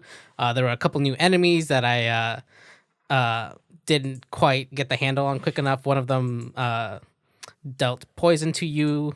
The other one would poison the cards next to it, which means every time if you think of tapping or tapping on any of the cards as like a turn, every turn that passed, the cards that were poisoned would go down in level. So you could use it smartly to kill other enemies, but also if there was like a gold next to it, it would go down until it disappeared. Cool. Yeah. I like this. I'm looking at some gameplay footage, and it's interesting to think about this as like an abstract map of a dungeon, in the sense that, like, hey, if there's only one card in one of these slots, it's almost like an empty hallway. Right. It's easier to move through. Whereas if you get to something that's like 5 cards stacked on top of each other, it's almost like you've hit a big room filled with enemies. Right. You know what I mean? Totally. Even though it's just a slot on this card map. Yeah, and one of the things that I got stuck is kind of thinking in a very bottom to top way of like trying to clear it almost, which is definitely not the smartest way to play this game. You absolutely should be going around things when you need to, because otherwise, like, there's a limited amount of weapons that you get per like thing, and a limited amount of potions as well to heal you. So you really want to be more efficient about finding that route than like, I'm just gonna clear the board. Right. You might just get stuck if you try to overdo it. Yeah. In fact. Yeah. And there's sometimes where you're gonna want to leave you're gonna want to leave gold on the ground because you're not sure what's under that. Like, it's a big stack. There's probably a bunch of enemies under there. You don't want to take that risk. Or you're like fine and you're full health and you have a couple potions left on the board that you could use later. Right. Yeah, it's been really fun, really neat. Yeah, I'll check that out. I definitely still a bunch of Apple Arcade games to get through, so I'll add it to the list towards the top of things I want to check out. Yeah. Rob, you I think might be in love with a game now. Compared to where you were on Monday, is what I will say. You seem pretty high on Ghost Recon Breakpoint. Tom Clancy's Ghost Recon Breakpoint. Breakpoint. One word. Look, sometimes love is unexpected. Yeah, it Sometimes sneaks up on you. Like, you meet someone and they seem like you wouldn't get along with them at all, but then it turns out, like, not necessarily opposites attract, but there are things, but like, it turns out there's hidden depths, things you didn't like. Maybe actually you do. Who can say? Who could say what's good, what's bad? I'm having one of those experiences with Breakpoint, which is probably one of the biggest surprises of the year for me, just because my expectations were so incredibly low. I think a lot of us around Waypoint and Motherboard have actually sort of fallen into Breakpoint a little bit, but this is another Ghost Recon game. In terms of structure, I would say it is a lot like Wildlands. It is another one of those. It is also very much, and this is another reason why I'm probably surprised how much I'm enjoying this. This is an Ubisoft open world game. Oh yeah. You got question marks, babe. I was not ready for. I only played an hour last night. I have so little I could add to the discussion, except I was taken aback that immediate, like, you get dumped in, light tutorial, and then it's just like, get in a car, question marks, and I was like, oh. Here's a cave, and why is there an ancient-looking box that also houses an upgrade for your weapon? I don't know, but don't worry, there's question marks. And I guess I hadn't closely tracked the game, but I also was not, I guess in my head had just thought, oh, because of the structure of it, it's not going to be something where you're on a dirt bike and stopping every 5 feet to look at these question marks and find quests and loot and stuff like that. It's a shooter.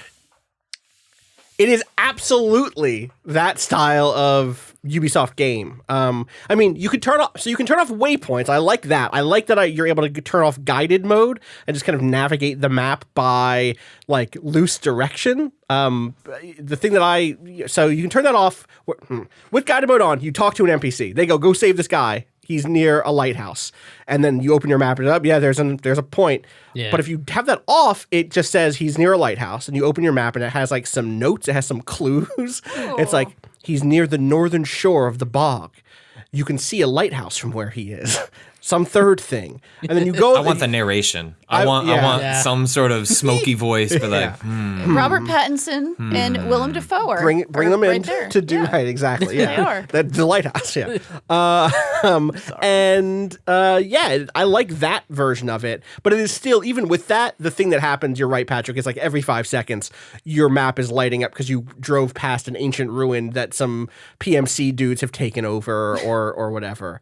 Rob, I'm curious for you, what is the thing, if there is, like, inside of that Ubisoft structure, which is all there, ranging from the Assassin's Creed loot system / the Division loot system, I guess it's probably a distinct loot system, I'm not deep enough in this game to make a one-to-one comparison of them, to the Far Cry 5, get points on your map from talking to individuals and finding info points, to the kind of like past open world Breakpoint stuff or Wildlands stuff. What is the thing that has coalesced that into an experience you just love?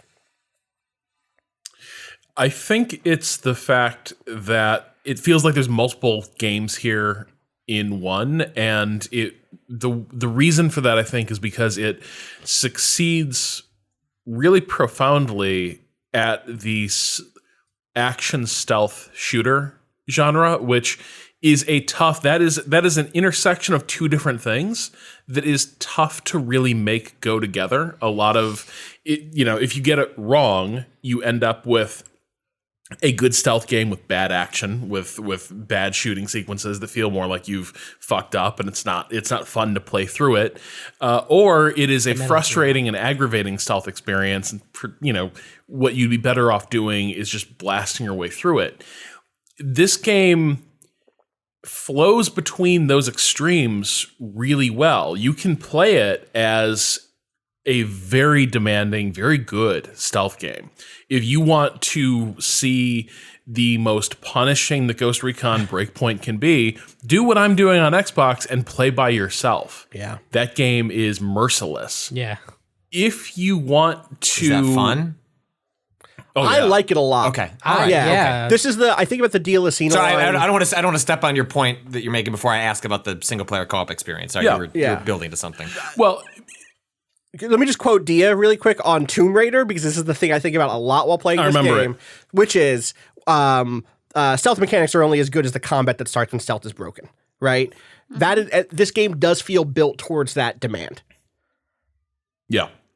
And so I think, Cado was just telling a story. I don't know if our audio track caught it. It did not, yeah. Okay. But Cado was telling a story about how quickly things got away from him. He saw a patrol of like 4 dudes, the standard patrol you find in a standard pod of enemies in games like this. And you think, I can take those guys. Yeah. And you can probably, but the question in Breakpoint is how quickly and efficiently can you take them?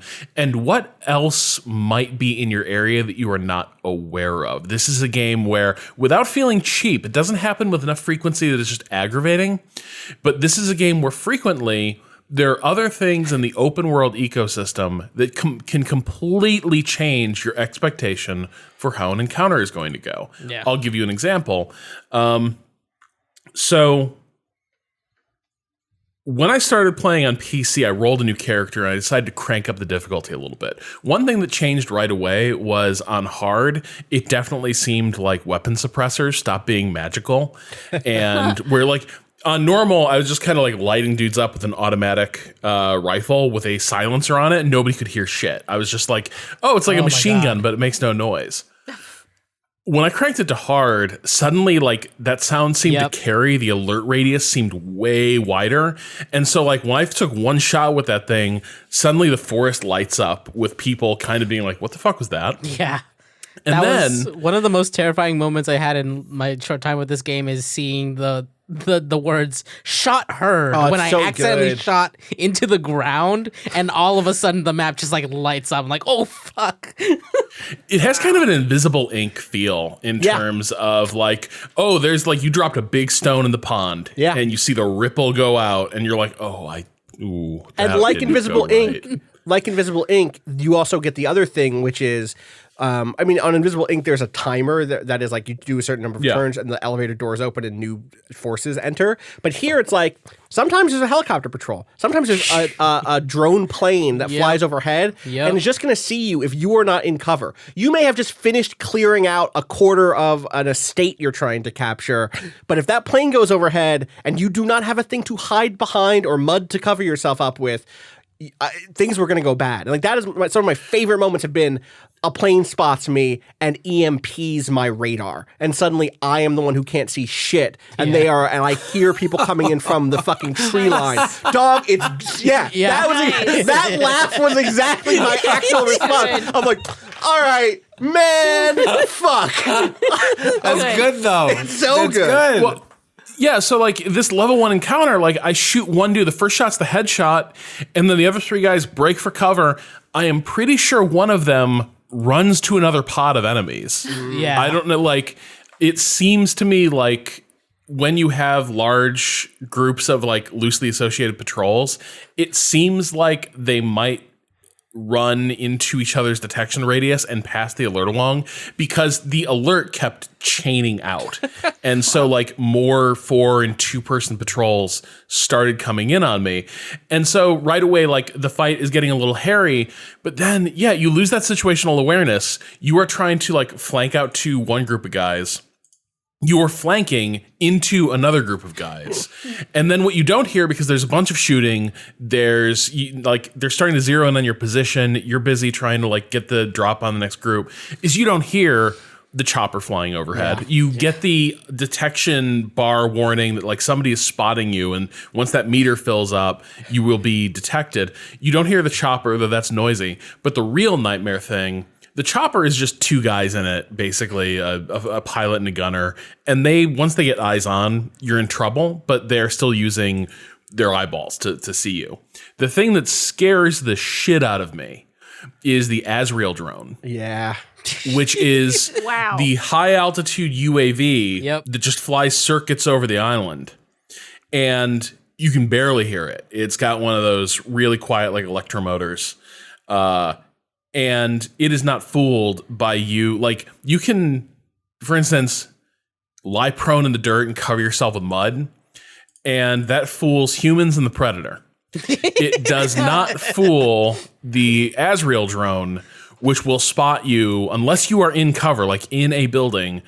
The Azrael drone will spot you. By the way, it will also spot you through a window. Yeah. So if you're like in a building, but you like are standing in the wrong place in the room, the drone will see you.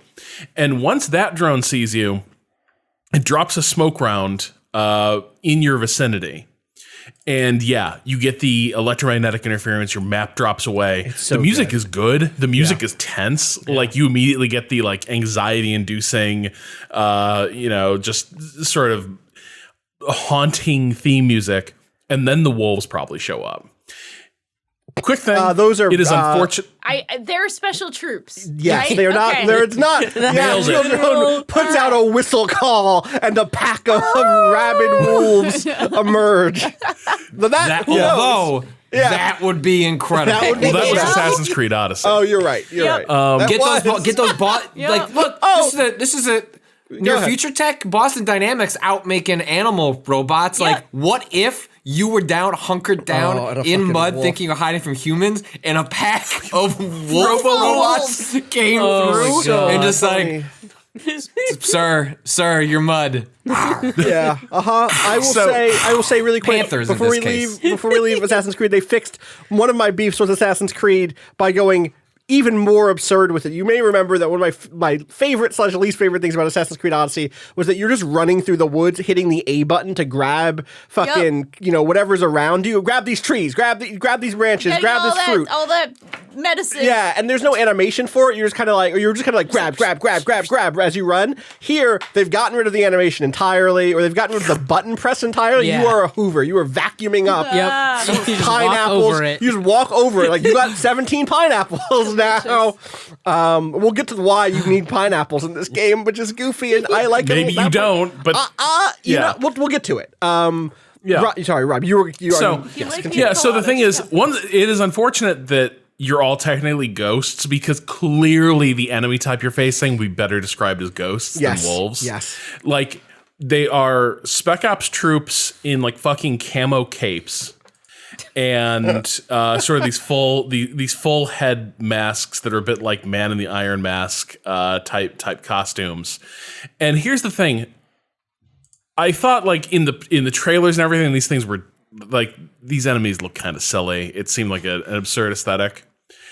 They're eerie. Like, I'm gonna say this too. There are times when Breakpoint verges on becoming kind of a horror game, and when you go into really like secure areas where you're really super not supposed to be, and you realize that all the standard enemy types are missing, and what you're facing are the wolves, and you sort of pull out your scope and you zero in, and you see a group of these guys just standing stock still, like overlooking a hill, capes billowing in the rain, and they're more alert, they're better armed, and usually when you're fighting them, it means you will lose the advantage of radar. And so they will just start and also they hunt way more aggressively. Yeah. PMCs, once you run away and break contact with them, you'll be like, okay, cool. Like, I'm safe. And they'll sort of give up. Even if you get out of the electromagnetic, like the radar interference radius when you've been detected, and you think, okay, I've broken contact, the wolves are still hunting you. And this is a thing that has surprised me multiple times where I'm like, whew, boy, didn't win that fight, but I got out of it.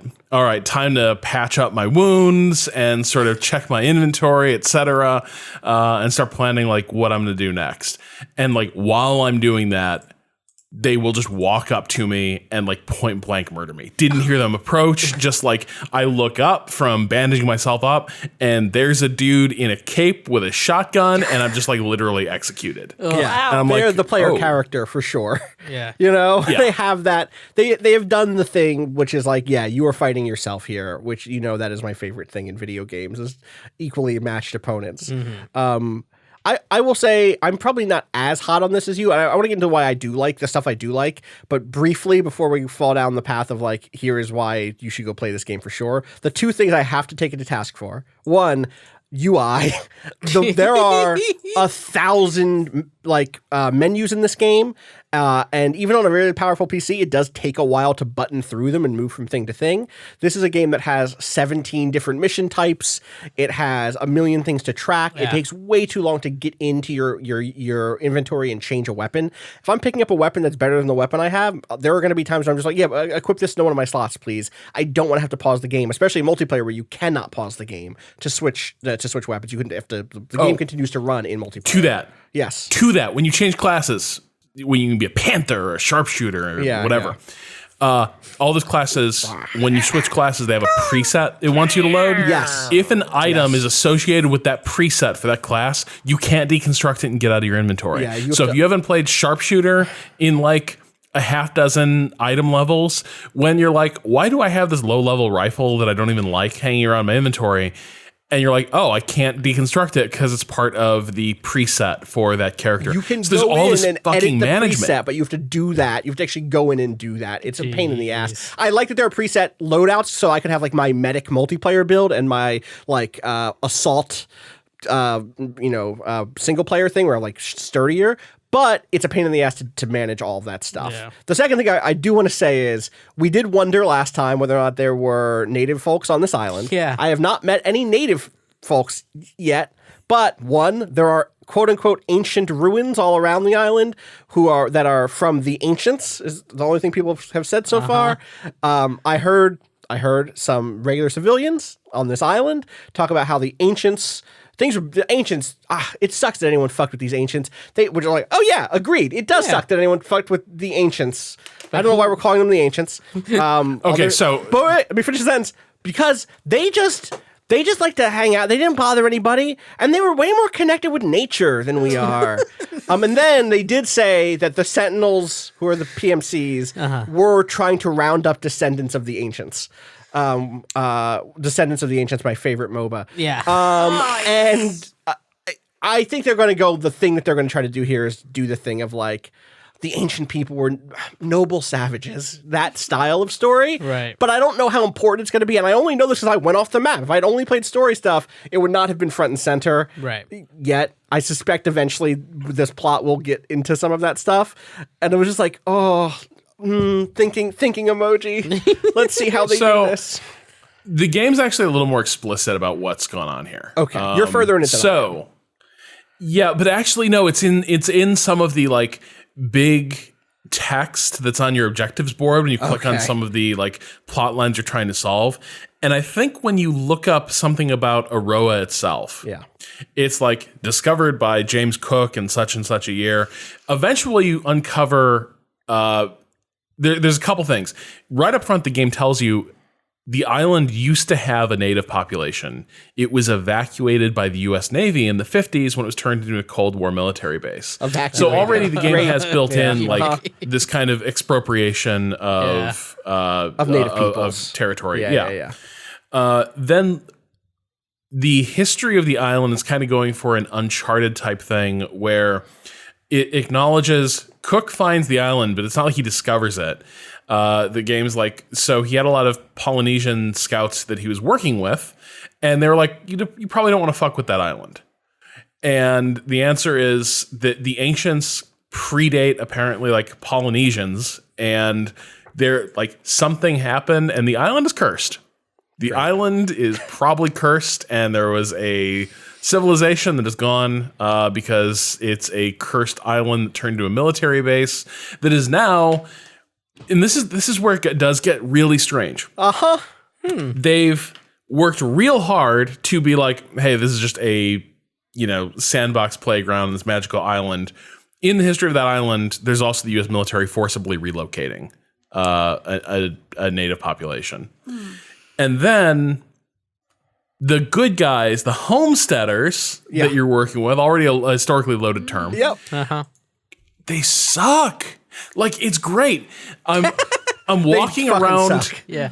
I'm walking around their headquarters, Erewhon, which is this. Austin and I were sort of marveling at this like beautiful war tree house that they're all living in. I have been to this place to try out the prefix dinner before. It is like that exact style of reclaimed wood, and you were saying like Edison bulb lights and like it's glamping. Throw it's rugs. like war glamping. Glamping. Yeah.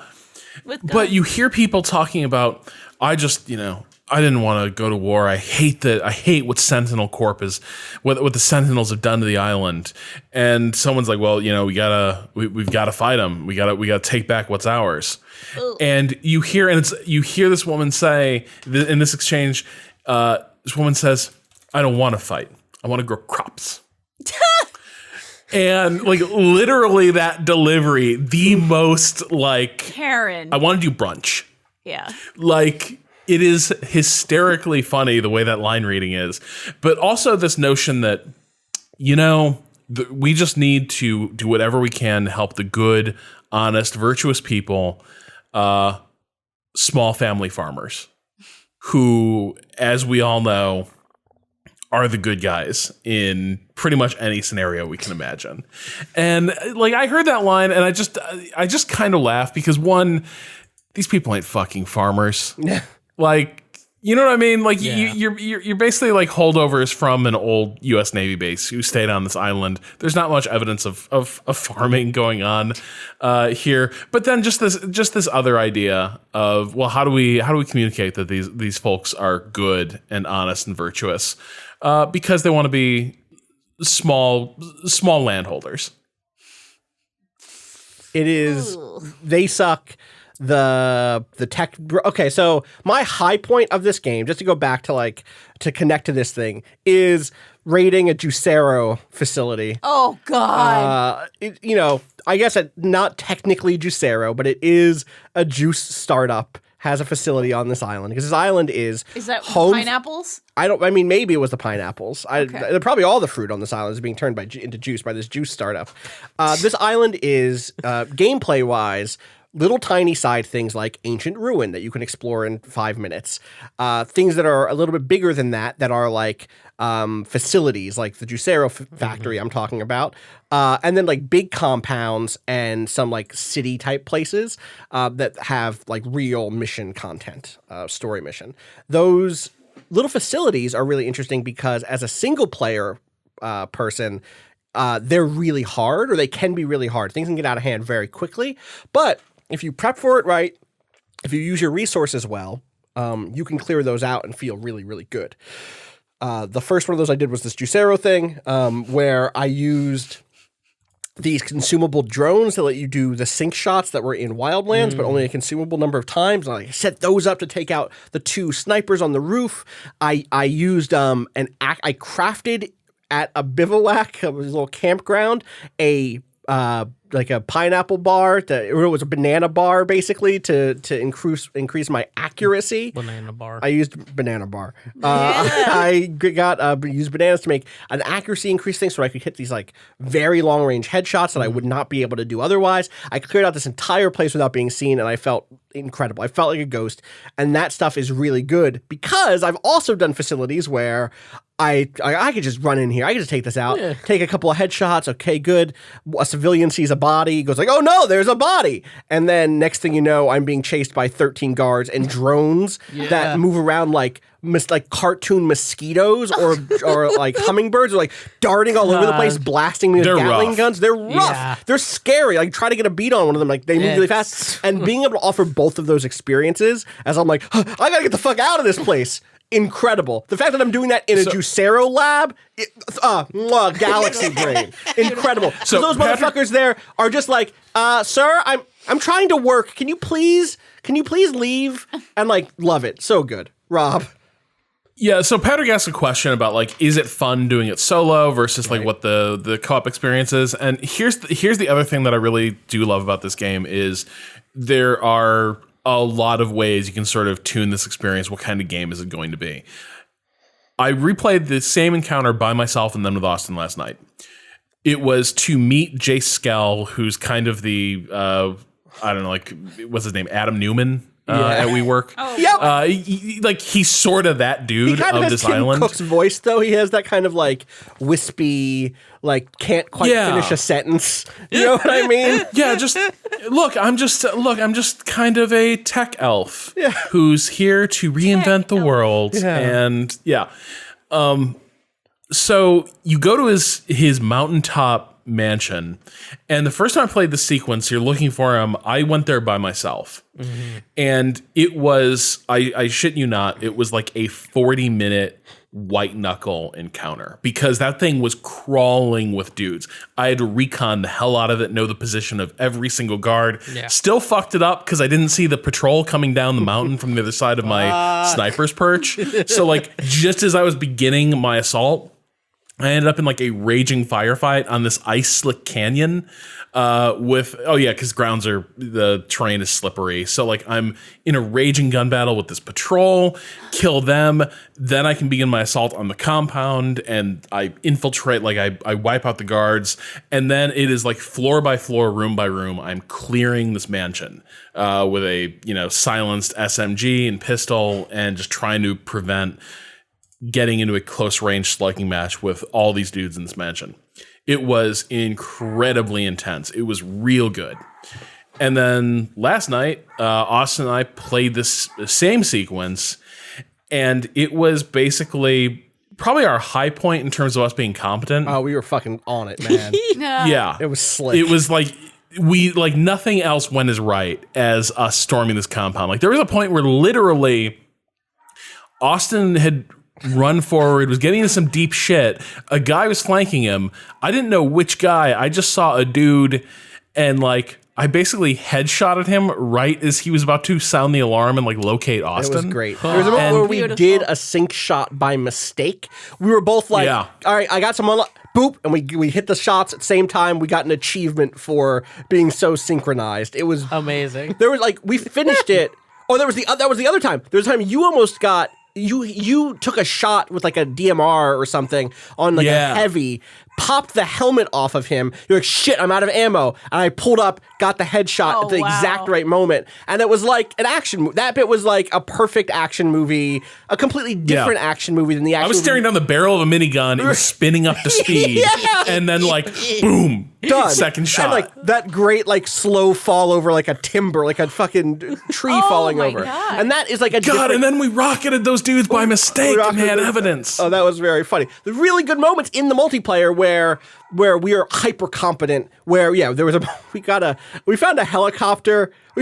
We found a helicopter that had rockets and a gunnery like turret on the front, like a real fucking war helicopter. Yeah. Not just it had a gun on the side, also a war helicopter, to be clear. This was like we're gonna cause some fucking damage. And we were just like, let's try this thing out. And we tried it out and we realized one of the cars we'd blown up and knocked the guys out of were two intelligence operatives who you could talk to get information on where the final boss of the game is at all times.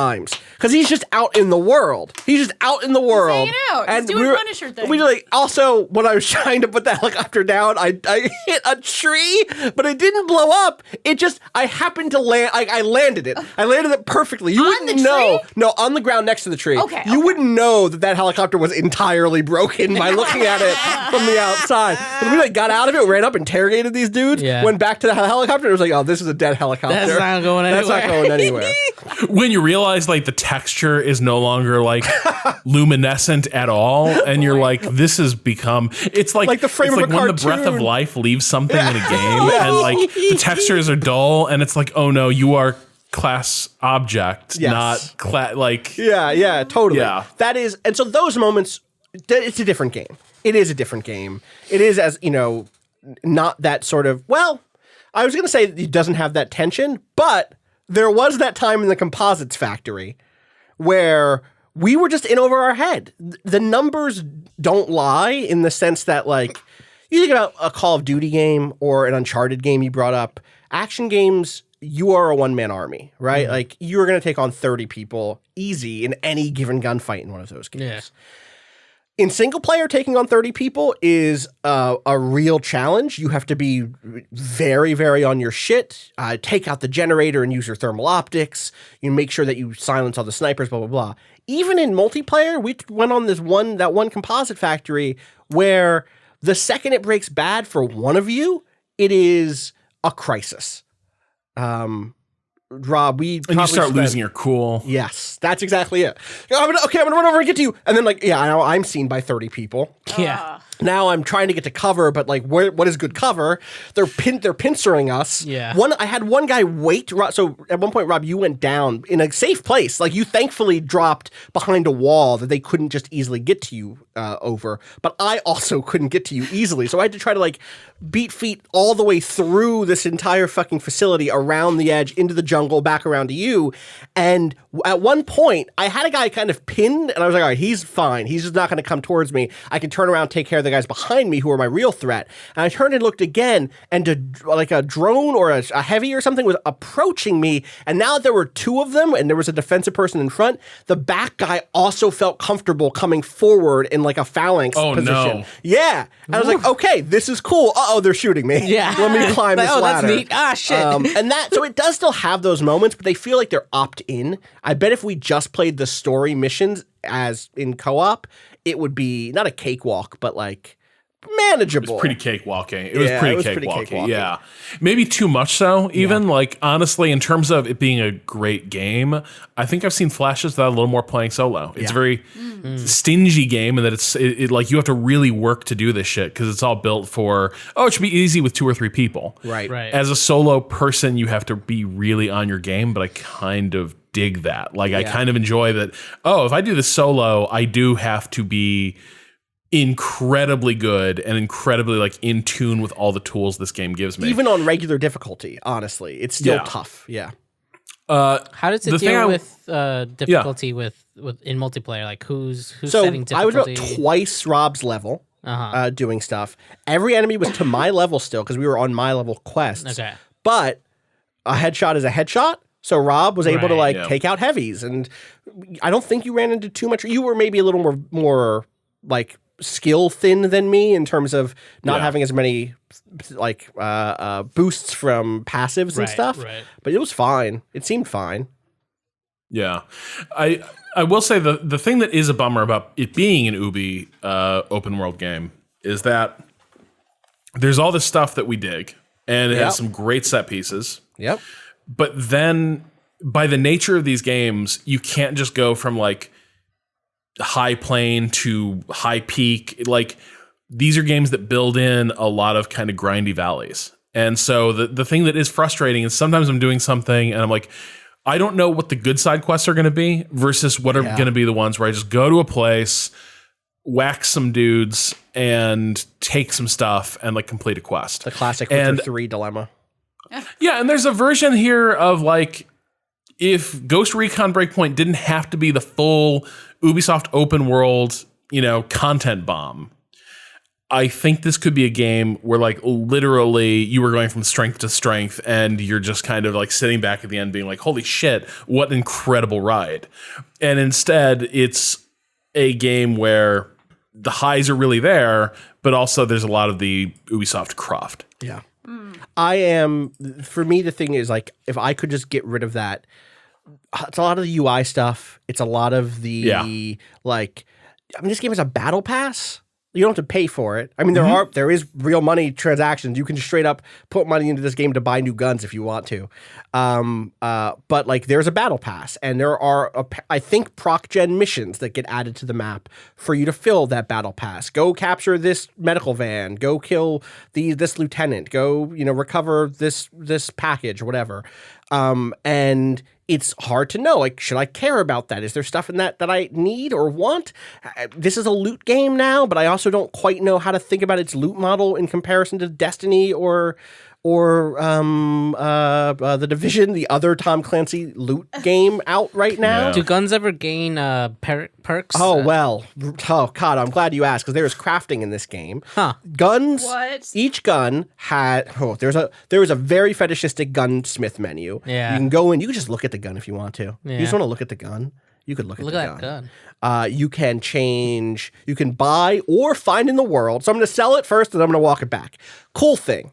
You can find a report on someone's desk that says where you can find a compensator for your LMG, not just for like in general. Yeah. And it adds the point to the map, or it doesn't if you're not in guided mode. And it says, oh yeah, it's in a Juicero facility. Don't ask why.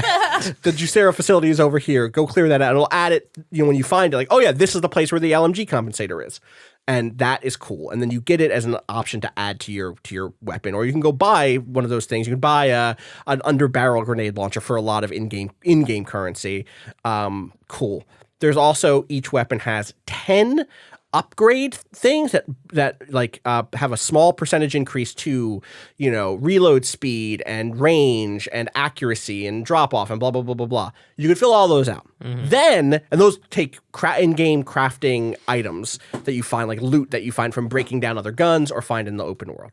And those are tiered. So if you have a blue, it will give you, and you disassemble it, you will get a blue level advanced weapon technology piece. Right. Then if you do all of those and you've upgraded your character such that you have access to Mark II weapons, it will unlock a new perk for that gun and then unlock another 10 upgrade slots. And if you do that and have the Mark III upgrade, it'll do it a third time and you'll have a Mark III gun. That way, let's say you really like a level 25 gun, but you're level 35, you could invest in that level 25 gun and make it competitive indefinitely. Or at least through level 35 where I am or whatever. It's a lot. And this is the stuff that I'm talking about. We're like, I don't hate that system, but I know I don't think it's good. It's like, I'm full. It's like eating a McDonald's hamburger where I'm like, that was food. Like I ate. I don't need to eat again for a few hours. Like I'm good. I'm good till dinner. This is all right as a lunch, I guess. But it's not. I don't know that it's satisfying. It's not so nourishing. Much. It's not. Or it's right. Yeah. It is not a meal where I feel like yes that it's filled me up. There is progression happening, and it is triggering something in my brain that's like, yeah, good. This is a blue gun. This has 2 extra stat boosts on it. But I don't know enough to know if it's a good progression or loot system. Right. It's like unwanted hibachi almost, where it's like, cool, neat sniper rifle. And then someone's like, tap, tap, tap, tap, tap, tap, tap, snick, flip, upgrade the range. And I'm just like, just give me the blue. I ordered a steak. Yeah. Is this it? Is this it's like the ice cream guys who do like the twirly, I'm not going to give you the ice cream yet. Yeah. Please just give me the ice cream. Just have the ice I would cream, just please? like to have the fucking ice cream. I get it. You're skilled at this. Is the ice cream any good? I don't know. I haven't been able to taste it yet. So yeah, and the game's full of that. Like you're constantly managing that. Yeah, and I wish there was less of that. It makes me miss the Metal Gear Solid 5 model of I'm going to go out and go do this discrete mission. It's going to be in the open world, but it's like that is what my. Also, I wish this game had like. I think the soundtrack in it is okay. I think there's like some decent tracks in it. I do wish it had weird 80s jams just snuck in the side like Metal Gear Solid 5. But whatever. Yeah. I can open Spotify if I want to. You're not in an Apple Arcade. Right, exactly. It looks really good. There's some great light effects. It has a photo mode that's like, the photo mode isn't perfect, but I'm glad there is one. I think people are going to get some good shots of just like the landscape, which is very pretty. There is less, as far as I can tell, less racism in this one about a specific people. So good job on dialing that back. It is less inhospitable to play for me than Wildlands was, if that makes sense. I don't know.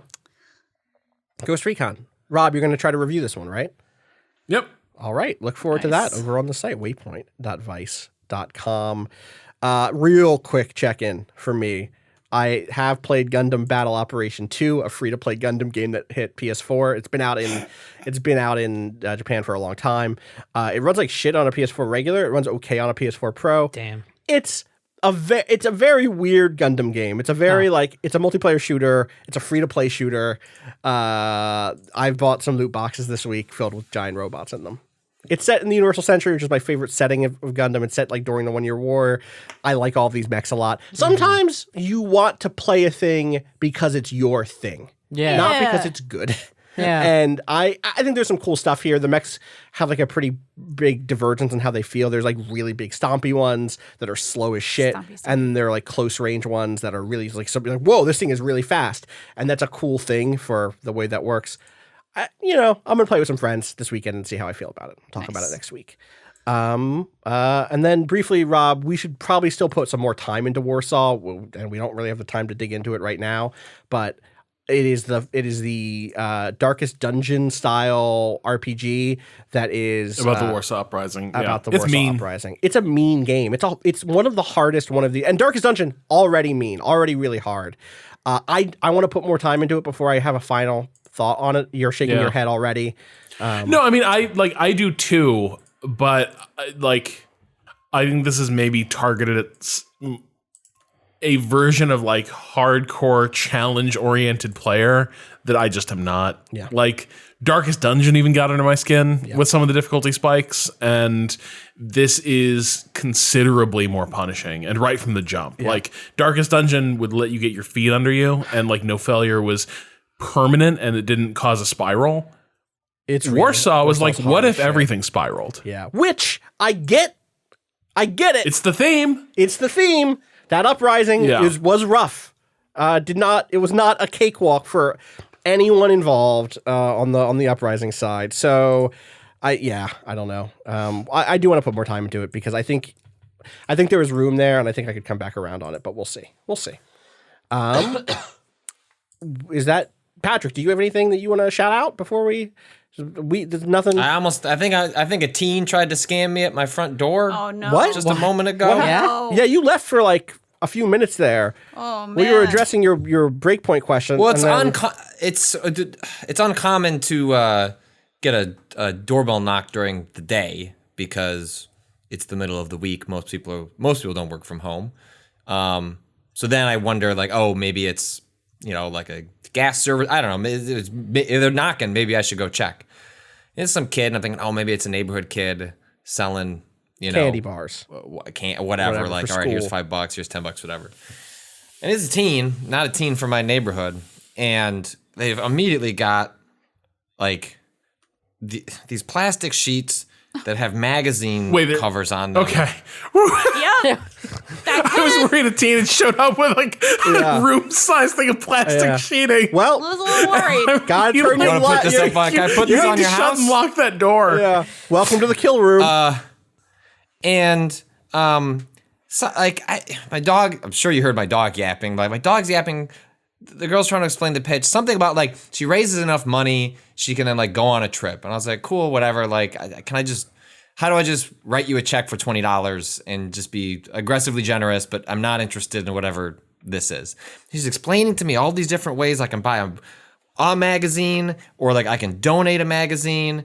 And then I'm getting very confused, and I'm feeling like this does not, like, it's not past, like, it's not part of a high school. Ubisoft coming to your door. I'm looking at like the pamphlets she's got, and they look very scammy. But there's no like website, and I was like, well, I was like, I don't want any of these magazines, but my wife might want one. I was like, could you like loop back around? Like, what are the options here? And she's like, can't come back. I'm only allowed to go to each door once. I was like, what is that? What do you? Yeah, what? Wow. What? And I was like, and then she was like, you can donate to a local VA, like a magazine subscription. And I was like, okay.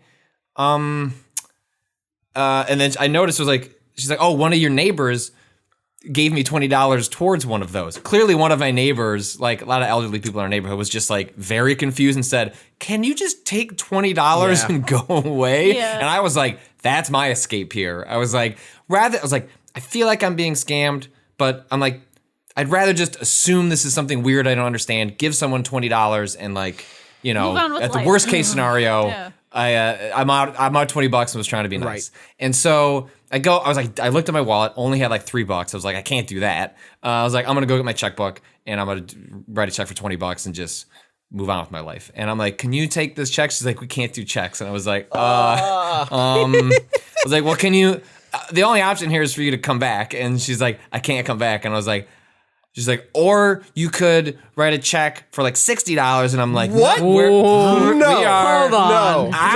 Excuse me. Get me. I was Failed like, her charm I'm out. check. Yeah. Like, no. You're like, no, I'm good. And I didn't have a good out from this point. I was mostly just like, I kind of just stammered and was just like, yeah, I don't think this is gonna work, and like just like kind of shut the door, like locked it, and like the girl seemed really nice. Like her pitch was like it was weird. That's funny. You should Google this after and see if this is a thing. Yeah, I didn't take close enough notes to what it was, but one of the scammiest things, and I fell for it.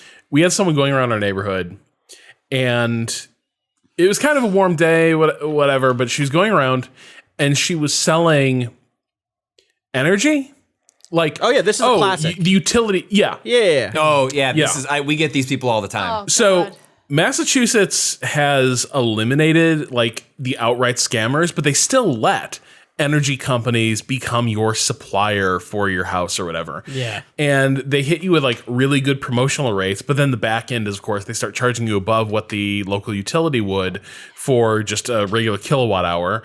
And, you forget to change it and you end up overpaying for electricity.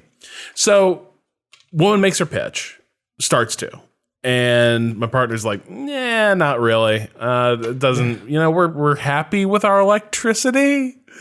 And she's like, yeah, I totally understand. Hey, it's really warm out here. I've been drinking a lot of water. Could I use your bathroom? Oh my God. And so it's like, sure, yeah, fine.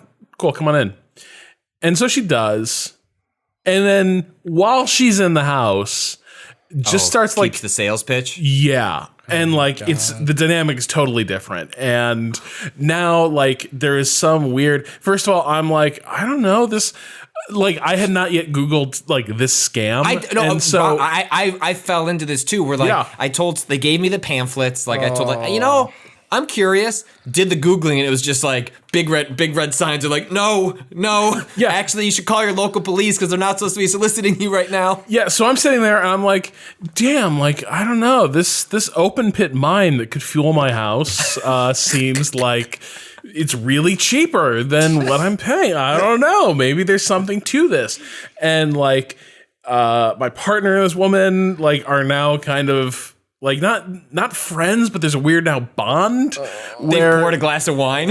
Yeah, and so like we end up signing up for this, and it was oh no, oh yeah, dude, we totally signed up for it. Oh my God. And well, so funny code of this, but we'll get to that. We totally signed up for it, and electricity bills went down for a couple months, and then of course they started to go up. And then we moved. Oh, no. And it all transferred over to our old roommates. And it became not our problem. Like, I hope when the account was transferred, I hope when the account was transferred, that they went back to the standard, like, EverSource electricity. There is a small chance, infinitesimal, that you haven't followed up on this? No, wow. Lost a little bit of touch. Just am like maybe gave slightly him a less fake concerned. address for where you were going. Yeah. So the bills I saw were slightly annoying, but it wasn't outrageous. It was a rounding error. This reminds me. So I think I'm good. I just got a $560 bill from Con Ed yesterday for my electricity. And I realized that I saw Chris Person doing that. Yeah, I realize now that I need to call them and yell at them for I have a 2-bedroom apartment. Yeah. I don't know how I got a $500. So Chris Person went through this on Twitter. Yeah. Apparently, the meter, there are too many meters in New York to actually like accurately read every month. Okay. So what Con Ed starts doing is guesstimating your energy. Did you call them usage. Con Ed? That's their name. That's their name. That's their name. Consolidated Edison. Yeah. Putting the con in there. As distinct from ComEd, Commonwealth Edison, which is a different company, but also an energy company. Anyway, point is, and also distinct from NIPSCO, of course. Shout outs to NIPSCO. Are they still around? NIPSCO, real one. Rob Bell. Tell me. We're already we're down so many rabbit holes. Don't make us go All right. Point is, though, the point is, so apparently in New York, this is a thing where like they eventually get around to checking your meter. Yeah. And they're like, oh damn, like we had you paying too little for the last 6 months. Yeah. Oh, so Jesus. now we need you to settle up your count today. What? I figured that out. I think it can be fought. Terrible. Yeah, I figured that out early on when I saw a jump that was not quite as egregious, and they were like, oh, on my bill it says this is an estimated reading. And I was like, no, motherfuckers, I'm good with my electricity. I went down, I took a picture of it and sent it to them, and they fixed it. Hell yeah. So I don't know where to go for my Yeah. thing. Call your super. Or Yeah, your, I already to, like, told her that, and yeah. she's like, "What? Are you using more electricity?" And I was like, "No, I'm not using $500 of electricity in my 2-bedroom apartment." Did you just try to electricity shame me? I literally asked her, "Could Are somebody you be a stealing this?" gamer? Are you? Yeah. How many consoles are plugged in right now? I'm sorry, what resolution do you need to run these games at? I just how much especially given my setup. It's all the Bitcoin Which you mining. know how, that's the real problem. that Switch. Just a beast. my Switch on my stomach that I'm holding. My animal's keeping me warm. What? Don't trust these companies. I And don't. I guess trust I the have to call them This and is the scream thing, at them today. Is like you can't trust the scammers. You can't trust the legit energy companies. You can't trust the scammers, man. Who can you trust? Who can you trust? Who can you trust? My dog. Trust your dog. I can't trust him. He poops all Drake? over the floor. No. Yeah, good call. You can't trust. Can't trust anyone. Is this where we're at? We're here. Is this how we're gonna get here? We're gonna talk about fucking Electricity bills? You want to hear about electricity bills? You wanna know who's in their mid-30s? I get it. I can't control the teens in my neighborhood. I didn't mean to get us here, but here we are. I once had to move knock because at of the door. electricity Knock, bill. knock. You had to move? Yeah. Why? Long story short, my landlord said they were paying for electricity while they finished the other apartments because they were flipping the whole building, but they flipped our apartment first, kept working. Jesus. They were like, we're paying for electricity. 2 years later, found out they stopped paying for electricity, and someone was owed someone money, and it wasn't going to be us, so we left. God. 2 years of back Why pay. is New York like No this? No, this was in Baltimore. So. Why is Baltimore like this? Good question. Speaking of why are things like this? Ah, there we go. Thank you. You found it. Rob Zachney finds the segue. Hooray. One more topic this week. Two more topics in a sense, we but got I'm two, going I to guess. umbrella this topic. There are some changes coming to Vice games. Changes are afoot. Some bigger than others. Danielle and I are changing our roles in life Yes. in different ways. Yes. I will say this. I don't have Vice email right now because I am now a freelancer / contractor. Yes. Let me say something really quick up front. You will continue to hear my voice twice a week on Waypoint Radio. But I am turning in my digital badge and gun. My Vice digital badge and gun. My #1Vice badge. The one and with gun. all the upgrades. The one with all the upgrades. I upgraded it so many times. it was all the blue parts. I was forced to upgrade it when it turns out maybe that should have been more upgraded to begin with multiple times. Yeah. And I am going to be spending some time as a person figuring out what they want to do for the rest of their fucking life. I am no longer going to be whatever my title is currently, which is, I guess. What is it actually? It is, I used to know this, not senior editor. Deputy? Deputy editor, Okay. games and tech was my title as of yesterday, as of 24 hours ago. Going forward, I will be cast and crew Austin Walker, co-host of Waypoint Radio. I'll still be here twice a week doing this, but for the rest of my time, I'm going to be doing other things. I'm going to be focusing on Friends at the Table. You can find out more about that, friendsattetable.net, friendsattetable.cash to support us on Patreon, friendsattetable.shop to buy cool shit. Let me do that plug. Let me drop that plug. I'm a guest now. I can do that. I'm going to be. I have some other incredible opportunities that I'll be talking about. I'm leaving. Like, this is still my games media home. You know, I'm. This is still where I'm going to be talking about games. I'm not looking for another games media job. I'm not like, if only Polygon would call me back. That is not what this is. This is me wanting to, you know, write a book, figure out if I want to do some stuff in comics, you know, figure out if I want to do other podcasts that have nothing to do with games in places that are not here because you know, we did a bunch of stuff here already. It is a big weird change, and it is super weird for me. So I have to imagine for listeners, it might also be a little weird. But week to week, I will still be here. I'm excited to continue being part of Waypoint Radio, this thing that we've all built together. Danielle, you have been here for. I sent you the offer. October 6th, 2016. 2016. I started here in this building on October 24th, 2016. A week to the day before we did our big launch stream. Yes, indeed. And now you also will be moving on, but in a bigger way because you were leaving Vice altogether. I am taking my little boots, my little jujitsu boots. I don't know. Sure. We don't really wear boots. These jujitsu boots are made for walking. These jujitsu boots are made for a walk-in. Yeah, I'm not going to say where yet. I have been cleared. I could say where, but I'm going to leave it to be a little bit closer to the time where I will be starting at the where.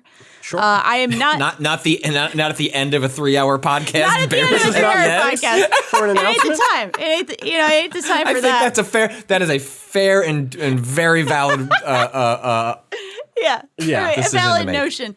I am not leaving games media. That is the big news here. I for a very long time I considered it, but I got an offer somewhere that is fucking awesome, and I'm very excited about Hell it. yeah. And so you will hear my voice on podcasts. You will see my face on videos. You will read my words on whatever screen you read words on. Yeah. About video games and actually about MMA and about movies and about other cool shit. Hell yeah. I'm not leaving the internet, but I am leaving Vice. Danielle has been so good to work with you over the last few years. Thank you so much. We could not have launched Waypoint without you. I don't like the we were in the trenches together style of. It kind of felt like that sometimes. But we put in some fucking long nights. We absolutely burnt the midnight oil as editors, as people trying to figure out what this was. It has been a joy working with Thank you. Thank you so much. Thank you for all the hard work over the years. You're gonna make me cry. Doing my best. Auntie's gonna cry. Oh, please. You don't want to make me Is that cry. the defensive shield? Is that the defensive shield you put up? Like when your emotions come to the Fucking surface. cut We're through. learning a You know lot my about true Danielle self. right now and how. You know my true Retroactively self? now, every time that you were auntie, were you trying to protect yourself from crying? My soft underbelly. I put on the hard Rhode Island Is that the show. Rhode Island way? It is. It was just like, it's time for some tough love. You know, we're all lobsters. God. Sorry about your mom, kid. Sorry about your mom. God. Look, your grandma, she had a great life. Can't deny it. That's it. She Rest in lived. peace to your She grandma. died and she lived. But I'm different. Oh. It's the truth. Hey, it has been a time and a half. There was another kind of stealth restructure here, and I just figured it was time. Yeah. My time has come. My watch has ended.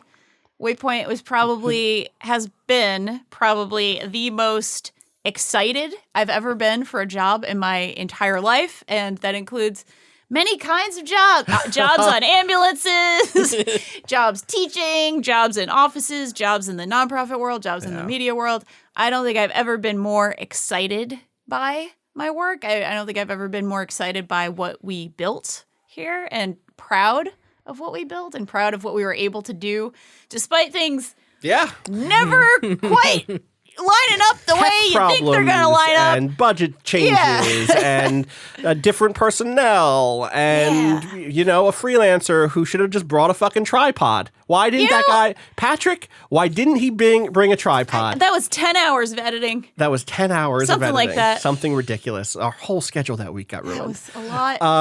Throw that guy. I should know. So, let's just, seriously. I heard he was a great videographer otherwise. I just really quick want to cut some things off at the pass because I want to these are big changes in real ways. I don't want to underplay them. Yeah. But I do want to say that I have so much faith in the team that's here to continue carrying on the Waypoint mission. Cado here in Brooklyn, along with the great motherboard team, Patrick and Rob from afar, your hands are on the rudders. I trust all of y'all so much because this was never a tyranny. This was never Austin makes all of the decisions. The only reason Waypoint was ever good was because I was able to delegate things so well to people when I needed to be in a meeting about a bad idea to convince people don't do that bad idea or a good one to be like, hey, can we please do this good idea like SavePoint? And then SavePoint starts happening. I have been so overjoyed to build this thing with y'all and to take this weird shot to build a site that is so distinct and different. Whatever the fuck other people want to call it, it will always be Waypoint in my heart. Goddamn right. My fucking title on Reset Era says Editor-in-Chief Waypoint. I'll probably have them change Editor-in-Chief, but it'll still say Waypoint. God damn it. Yep. So I guess, are there questions about what this means for the site? Forums going to continue being the Waypoint forums. Discord going to continue being the Discord. The community team, the moderation team, has been incredible, and they have built a community that, in my mind, stands alone and stands apart and stands on its own fucking 2 feet, separate from whatever Vice ever says about it. So, I have nothing but faith that community will continue because it is made of the people who make it, not Austin Walker or Danielle Riendo or even Waypoint at this point as its own thing. So I have no fears about that going anywhere. I don't think this is going to change the tenor of content that gets put out. The folks who are here that we work with on a day-to-day basis not only understand the mission, but are head over heels for the mission of what we do. So I don't anticipate suddenly the Waypoint's going to stop writing about labor. Yeah. Motherboard is fucking awesome. Yes, and absolutely. The folks who are running things over there have, because they've been on the podcast, so you've heard their voices. You know how awesome they are. You know how much they care, how thoughtful they are, how much they are not going to just throw things away. Totally. So, yeah. I don't think there's no news about any personnel changes coming up. This is not me stepping back so a new hire can come in and take over this role. Maybe that someone decides that in 3 months. Maybe that's someone internal. Maybe that's someone external. I couldn't know. I don't work here like that anymore. Yep. I would say, that seems unlikely. I think a lot of what we're thinking about, who knows what things are like a year from now. A lot of this is, Rob and I kind of taking the steer of the ship and splitting up some of those duties of things that Austin's been up to. But, if we consider this moment to be sort of like a sunsetting of a certain era of Waypoint, I think a lot of, the mantra that the name keeps on in things like Waypoint Radio. And then from here, it's Rob and I figuring out, the more important thing about Waypoint was always the ideals and the values that it tried to instill, less than the brand that was associated with it. And so for Rob and I, especially with, a smaller staff, and just trying to figure out where we fit in is how do you transfer the ideals of Waypoint into sort of this next era? And that will still, include, everyone should just start telling Austin he should write this review of Call of Duty. We've been doing this privately. We've been trying to get him to do this publicly. And there it is. Push him in this direction. There it is. I don't like this new editorial strategy. Comes out. Just as an elder statesman, it's just an advisory role. I'm still in the Slack. Jason asked me to stay in the Slack and check in every now and then if I wanted to. Optionally, not. There's no pressure. As an advisor, I'm gonna say bad editorial strategy. Actually, on this note, I do want. Which all the same. Go ahead. You finish. Yeah, go ahead. No, you go ahead. Well, I was just saying, Austin's voice is still going to be here. Where, impossible not to note that we're going to want to bring in This new is the voices thing I to wanted the podcast. to say. 100%. Yeah, well then, like I'll set this up and then punt it over to you. But like we are more than aware of, sort of like how in a certain way this can look. We are keeping that in mind. The ideals of Waypoint are a diverse amount of voices, both on its like paid editorial staff and people that we have in freelancers. And as part of like, especially this moment in time, like we are well aware of that and, are going to be doubling down on bringing in new people to sort of help balance that out going forward. I will say that, like, in no uncertain terms, I've been frustrated by the fact that we started by running a site that was filled with really, really diverse voices. We added to that over time with the addition of folks like Natalie, and to be in the reality of the media world where when you lose people, you don't always get to rehire people. It sucks. And like that is not even a drag just on Vice specifically. That is, we live in a world where budgets get cut and where you lose headcount and then you don't get it back in a quick period Money of time. gets shuffled to other places in ways that you don't understand. People get shuffled, right? Many Danielle, times. like you have changed roles multiple times since being with us or since not being with us anymore at the beginning of the year. And it is that has been frustrating in the sense that like media is this unpredictable place where even if like us, your goals are about having more diverse voices, having, less cis, straight white dudes on, no offense, Patrick, on a podcast, and bringing in broader, more diverse voices, it is not always up to you to make that happen. But what I will say is, again, I'm hyper confident that that is still the ethos at the heart of Waypoint, and that everyone still involved knows that is a thing that we want to fix. And we have taken steps. I would just want to say briefly, maybe I'm going off script at this point. The stories we could tell. about maybe both retaining talent and also bringing new talent on. Mm-hmm. Please know we have made efforts, and there have been roadblocks that are not one person being like twirling a mustache and being like, no, we have to make it a less diverse podcast. Like that would be that's a much simpler story to tell. Like the more frustrating one is being caught in corporate. It's like it is so frustrating because it's like the people who I have reported to over the last year, my bosses have almost always been women and often queer women ahead of above me in the hierarchy.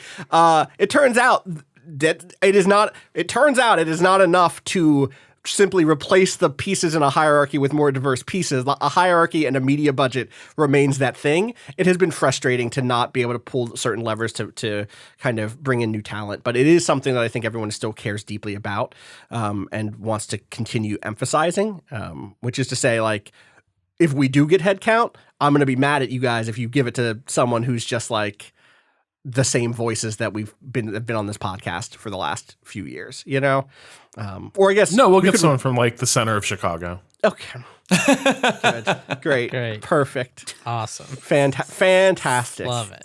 What's cover the entire? Can we get region. Mitch Trubisky on?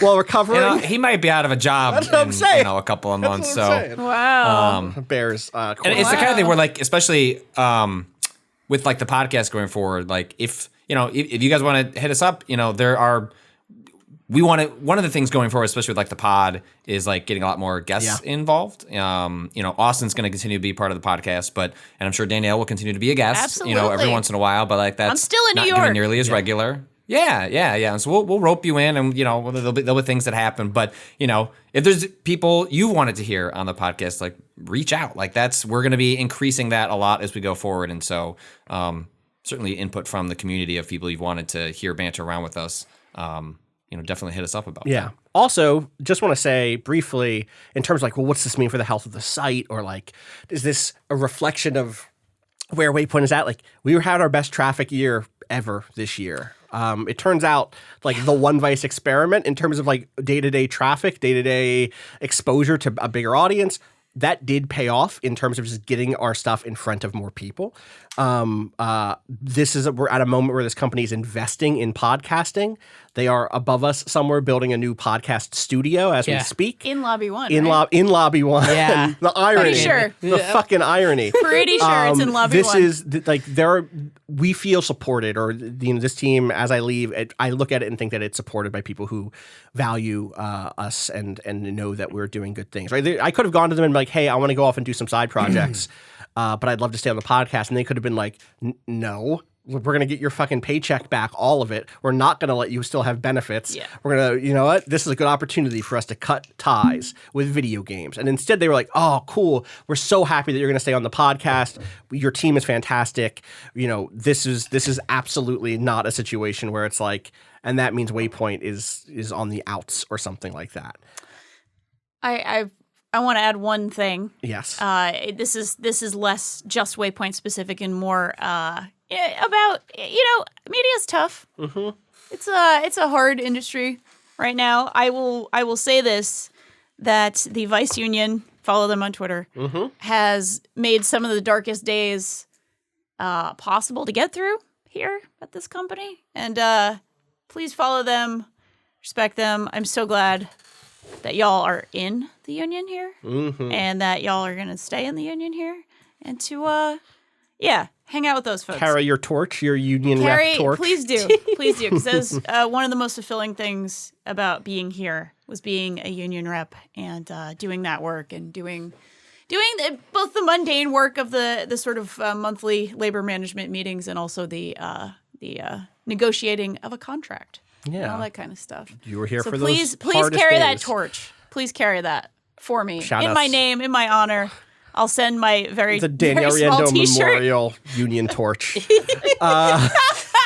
It's like running a race. Yeah. There's a lot of memorial races. Well, Danielle, I'm really excited to hear where you go. I know where you're going. You know. but I'm really excited for you to know where announce it in the is. future. Yeah. For me, if people want to follow what I do, as always, you can follow me on Twitter at Austin_Walker.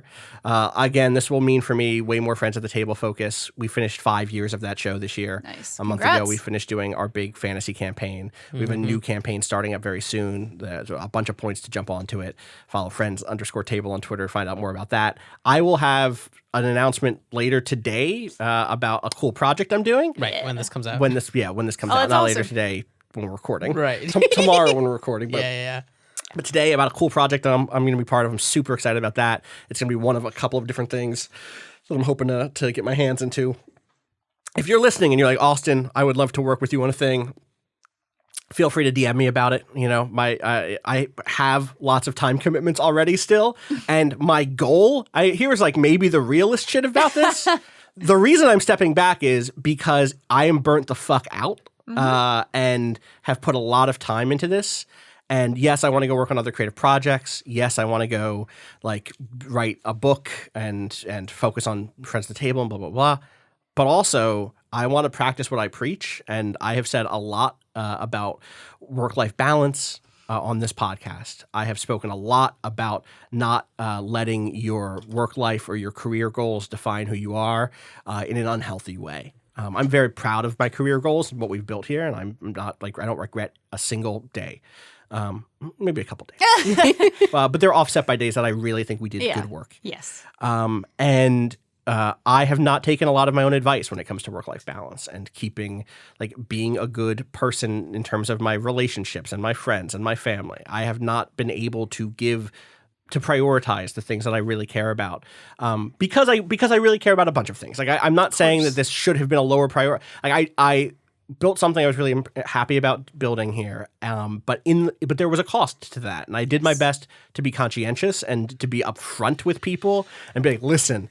I am hard to reach right now because my job is taking up time. I did my best not to overpromise myself and, not do the things that I've seen other people who become workaholics do, where they think they can manage that and also give all of themselves to relationships and blah, blah, blah. And like, I've been very upfront about that stuff, but it is time for me to take a step back and like get my brain in a healthier place, get my lifestyle in a healthier place, just be like more in control of the day-to-day and feel like this train can hit the brakes a little bit and take a little bit of a breather.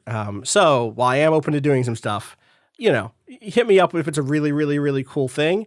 But also, I am going to genuinely try not to fill every waking hour of my day with work, which is going to be hard because of how I've trained myself. Yes. It's going to be a struggle. So if you see me working too hard, please ask me politely to take Rap upon your knuckles. Yeah, please. Hey. Gently. Hey there. Hey, So, go to bed. hey, go to bed. It's 4 a.m. Why are you awake still? Well, I'm also awake, that's but not you gonna should change. be No, in awake. fact, it'll probably go the other way. It'll probably go the other way where I'm up later even now, but we'll see. You're like, I don't have to be up. Oh yeah. Yeah, I don't got to be up at this. I'll still be on this schedule. I'll still be here for the podcast you recordings. You gotta be here on time for these. Absolutely. I'm like going to be in this office still twice a week, which is exciting. So it's been weird because I'm like say goodbye to people, or people are like, "Oh, I heard you're leaving." I'm like, "I'll see you on Monday." Yeah. Chill. Hopefully, my fucking email will be active by then. We'll see. All right. It does still feel like the end of a chapter. So thank you all so much for sticking with us all this time. Thank you again to the incredible mod team on the forums, on our Discord, on our Twitch. Thank you to everyone who has supported me in this position over the years. Thank you to Danielle again, and good luck with everything you're doing next. Thank you, Patrick and Rob, for taking a chance on this website with me. And on supporting me through this decision and supporting me through some previous decisions that were tough. I'm so glad to call you all friends and to, have your support. Cado, thank you for coming into a role really at the drop of a hat and excelling in a way that I think no one could have imagined. You came in as our like social person and have completely changed the way that we do so many things, including promote the podcast, including get stuff up on YouTube. You've been such a great voice on the podcast, and we were bringing in someone who could tweet, and you turned out to be so much more than that. So thank you so much thanks. for that. Thank you in retrospect to Natalie, to Danica, to Mike Diver. Thank you to Joel, to Eunice. Thank you to everyone who's helped us from another part of this company. To Dylan, for sure. That was not like fuck Dylan. That was just like Dylan. I'm just thinking of all the happy Ethan, memories so many with people. Dylan, There were so many people here who helped. I've said you know what? Here's what I Danny. said at the end of the original Waypoint launch stream was. We are in front of microphones. We are in front of cameras. You see us, but you don't see the people behind the scenes who have made my tenure here as EIC function and manageable. You've not seen all the times I've gone into my boss's office being like, I have to get this thing to work, or why the fuck is this thing on my website? Get this off my website. Or hey, I know that you told me the travel budget, but if you just give me another $3,000 for the travel budget, then we can do a Kingdom Hearts Lore Reasons live or whatever. Yeah. And many conversations with our friends in the accounts payable department, for example. Many of those. And shout outs finally to the great team at Motherboard. So many people there who welcomed us with open arms, and we got closer to merging with them this year. All across that team are incredible people who are doing incredible work, and who I trust to continue working with Rob and Patrick and Cado as we move forward. So shout outs Jason, Emmanuel, Jordan, everybody there, Sam Cole. Like that team is huge, so I can't name everybody, but everyone there, Matt Galt, incredible people. All right, I'm going to close this one, but I'll be back on Monday to talk more about video games. Danielle. Yeah. What do we say to them? We say be good and be good at it, and thank you, Waypoint. Peace.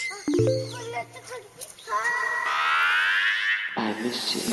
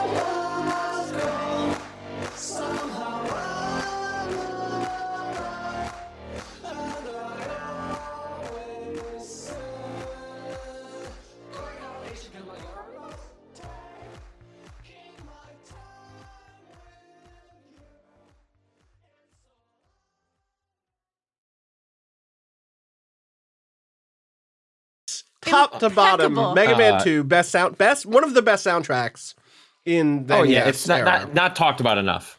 No. Like there was I love Koji Kondo. You know I love you. But in 1988, I don't know the composer. I couldn't tell you the composer of Mega Man though, unfortunately.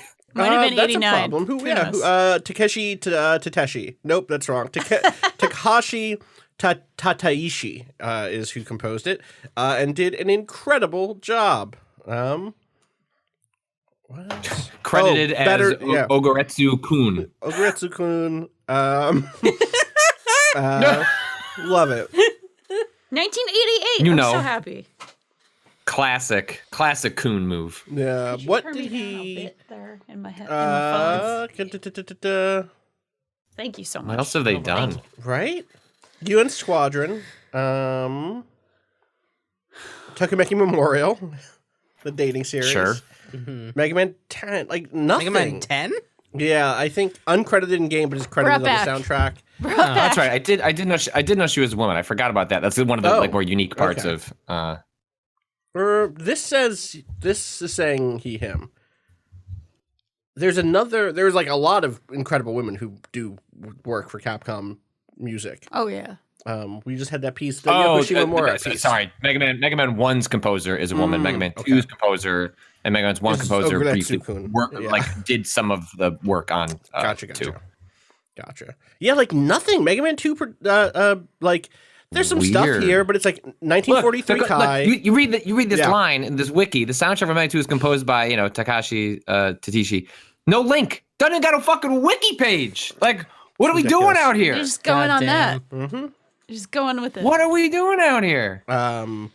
Yeah, Sidearms, Gotta UN go to a Squadron, Capcom database. Willow, the arcade version of Willow. the Capcom game Willow, based on the 1988 Based on the film. movie? I'm just saying. Listen, I bet that soundtrack slaps. Given Mega Man 2. Maybe we need to hear it. Yeah, can you bring up the soundtrack to Willow, the arcade game? OST. Isn't that supposed to be a good game? On the internet. I've never played the arcade game of Willow. I've heard it's Oh, good. it looks like it's like one of the Capcom D&D games where there's like shops in between levels. You know what I'm talking about? The arcade. This is so. It sounds like this dude just like went behind the scenes, basically. Like did a couple of things, but then just what the hell? Where's that Willow? You got to make action? sure it's the arcade game and not the NES game. Says arcade. Willow on Arcade OST Stage 1. There's a picture of a rat. OST. I got you. I'm going to link you. Yeah. Takashi is one of the sound team members who engaged in a sort of secret deal made possible by close workspace arrangements. During a slump in Mega Man 2 composition, Masuame, who composed the first one, she contributed 8 bars to Airman's stage theme because her workspace was next to Takashi's. Takashi would later return the favor by composing the Forest Stronghold theme, a fan favorite for UN Squadron. That's very funny. Yoshihiro Sakaguchi, who acted as their manager, was aware of these and other instances from other sound members. So is the idea like what they're just like jamming together and like that's funny. That's great. Don't worry, our manager was aware that we exchanged bars. There is an exchange of bars. There was an exchange of bars. We're out here exchanging bars. You know what it is. We in the streets.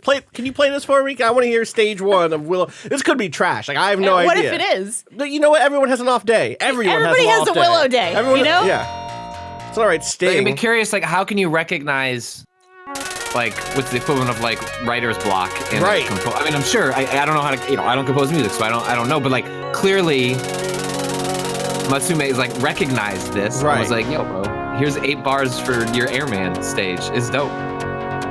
All right, this is building to something.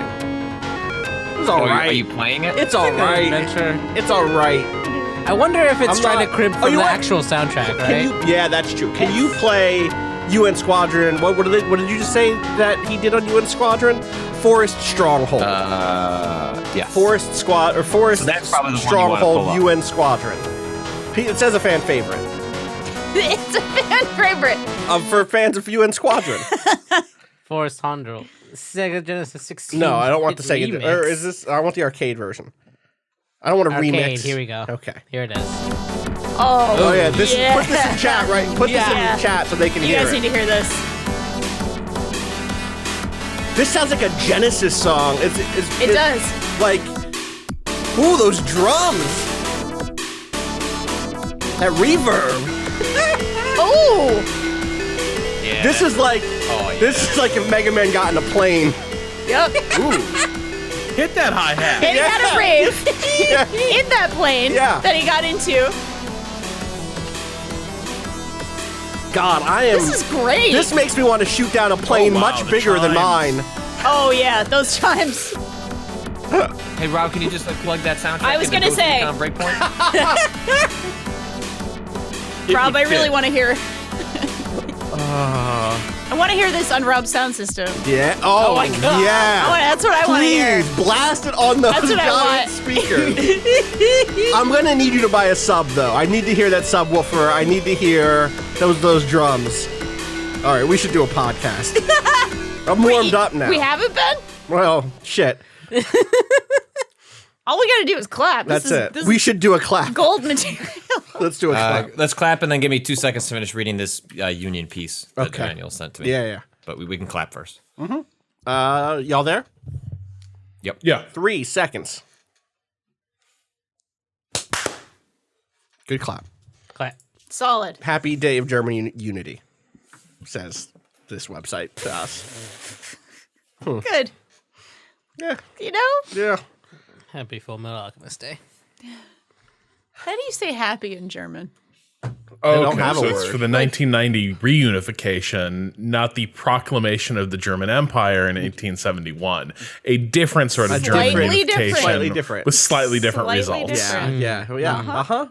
Though we're still in the window where this could all go sideways. This is, you know what? We're always in the window. That's the Completely thing, true. Rob, about history. It doesn't stop. The window never closes. Despite what the villains in Friends at the Table might suggest. Also, the end of history thesis. Oh, good. History continues.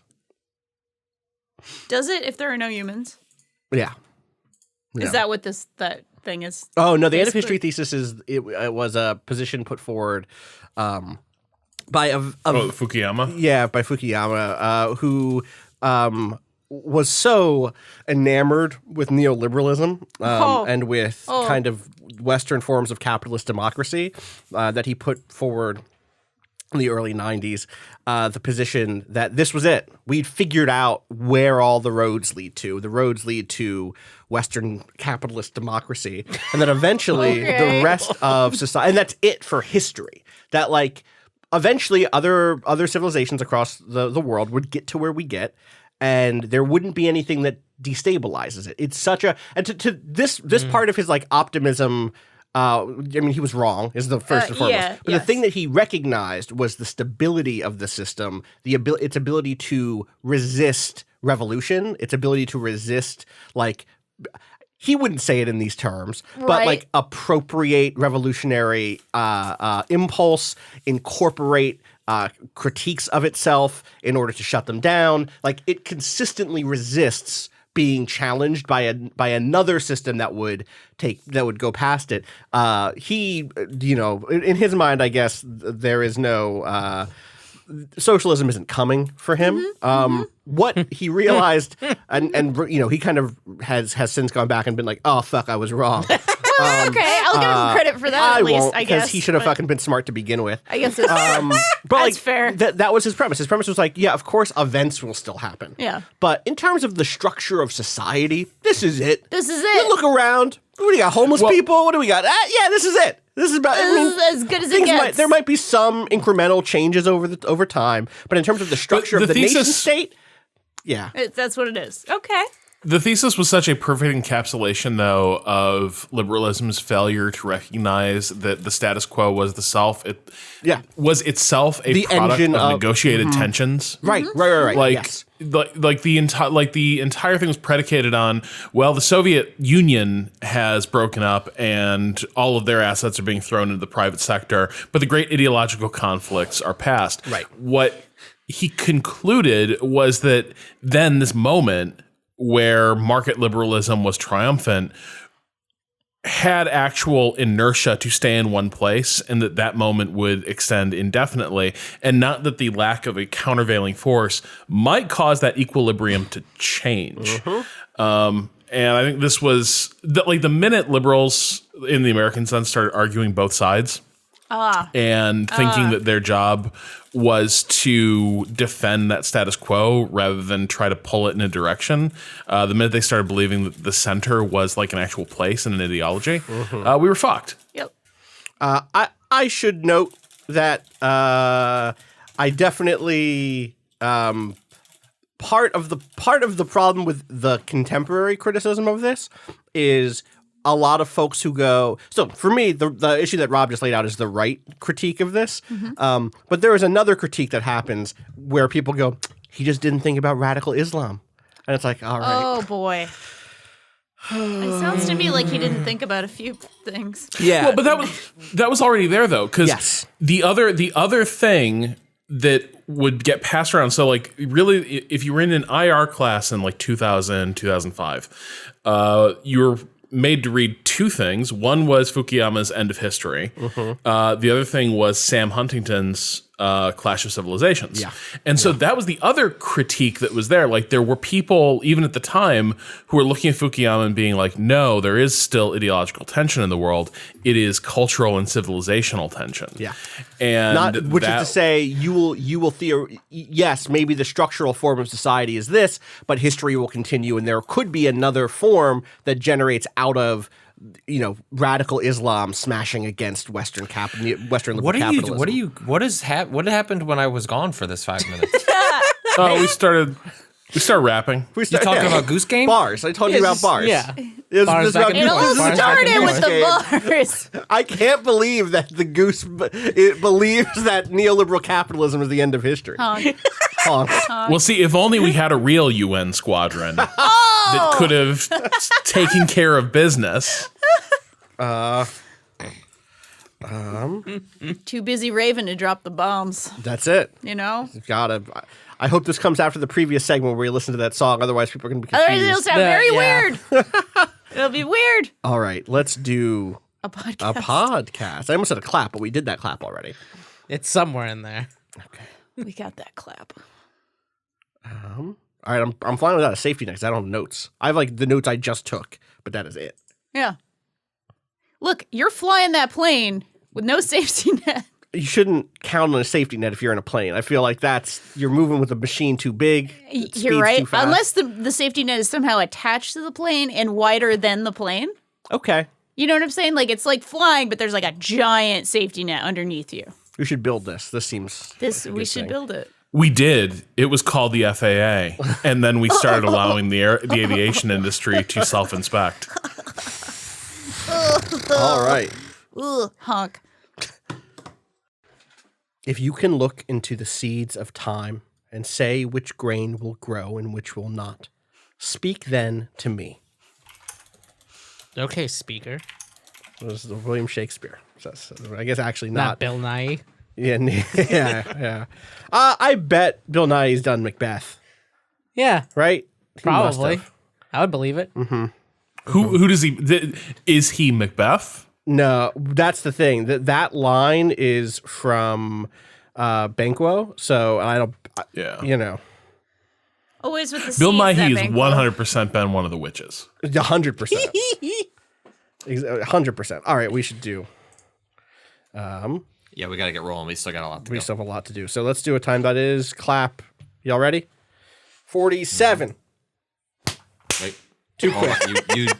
Your I thought audio you would skipped. Your audio skipped, and I didn't. He's hear skipping the a bit number. for me too. Yeah. Great. So give me a new number. All right. 3 seconds. All right. I'm going to come in as if you finish saying question marks. Yep.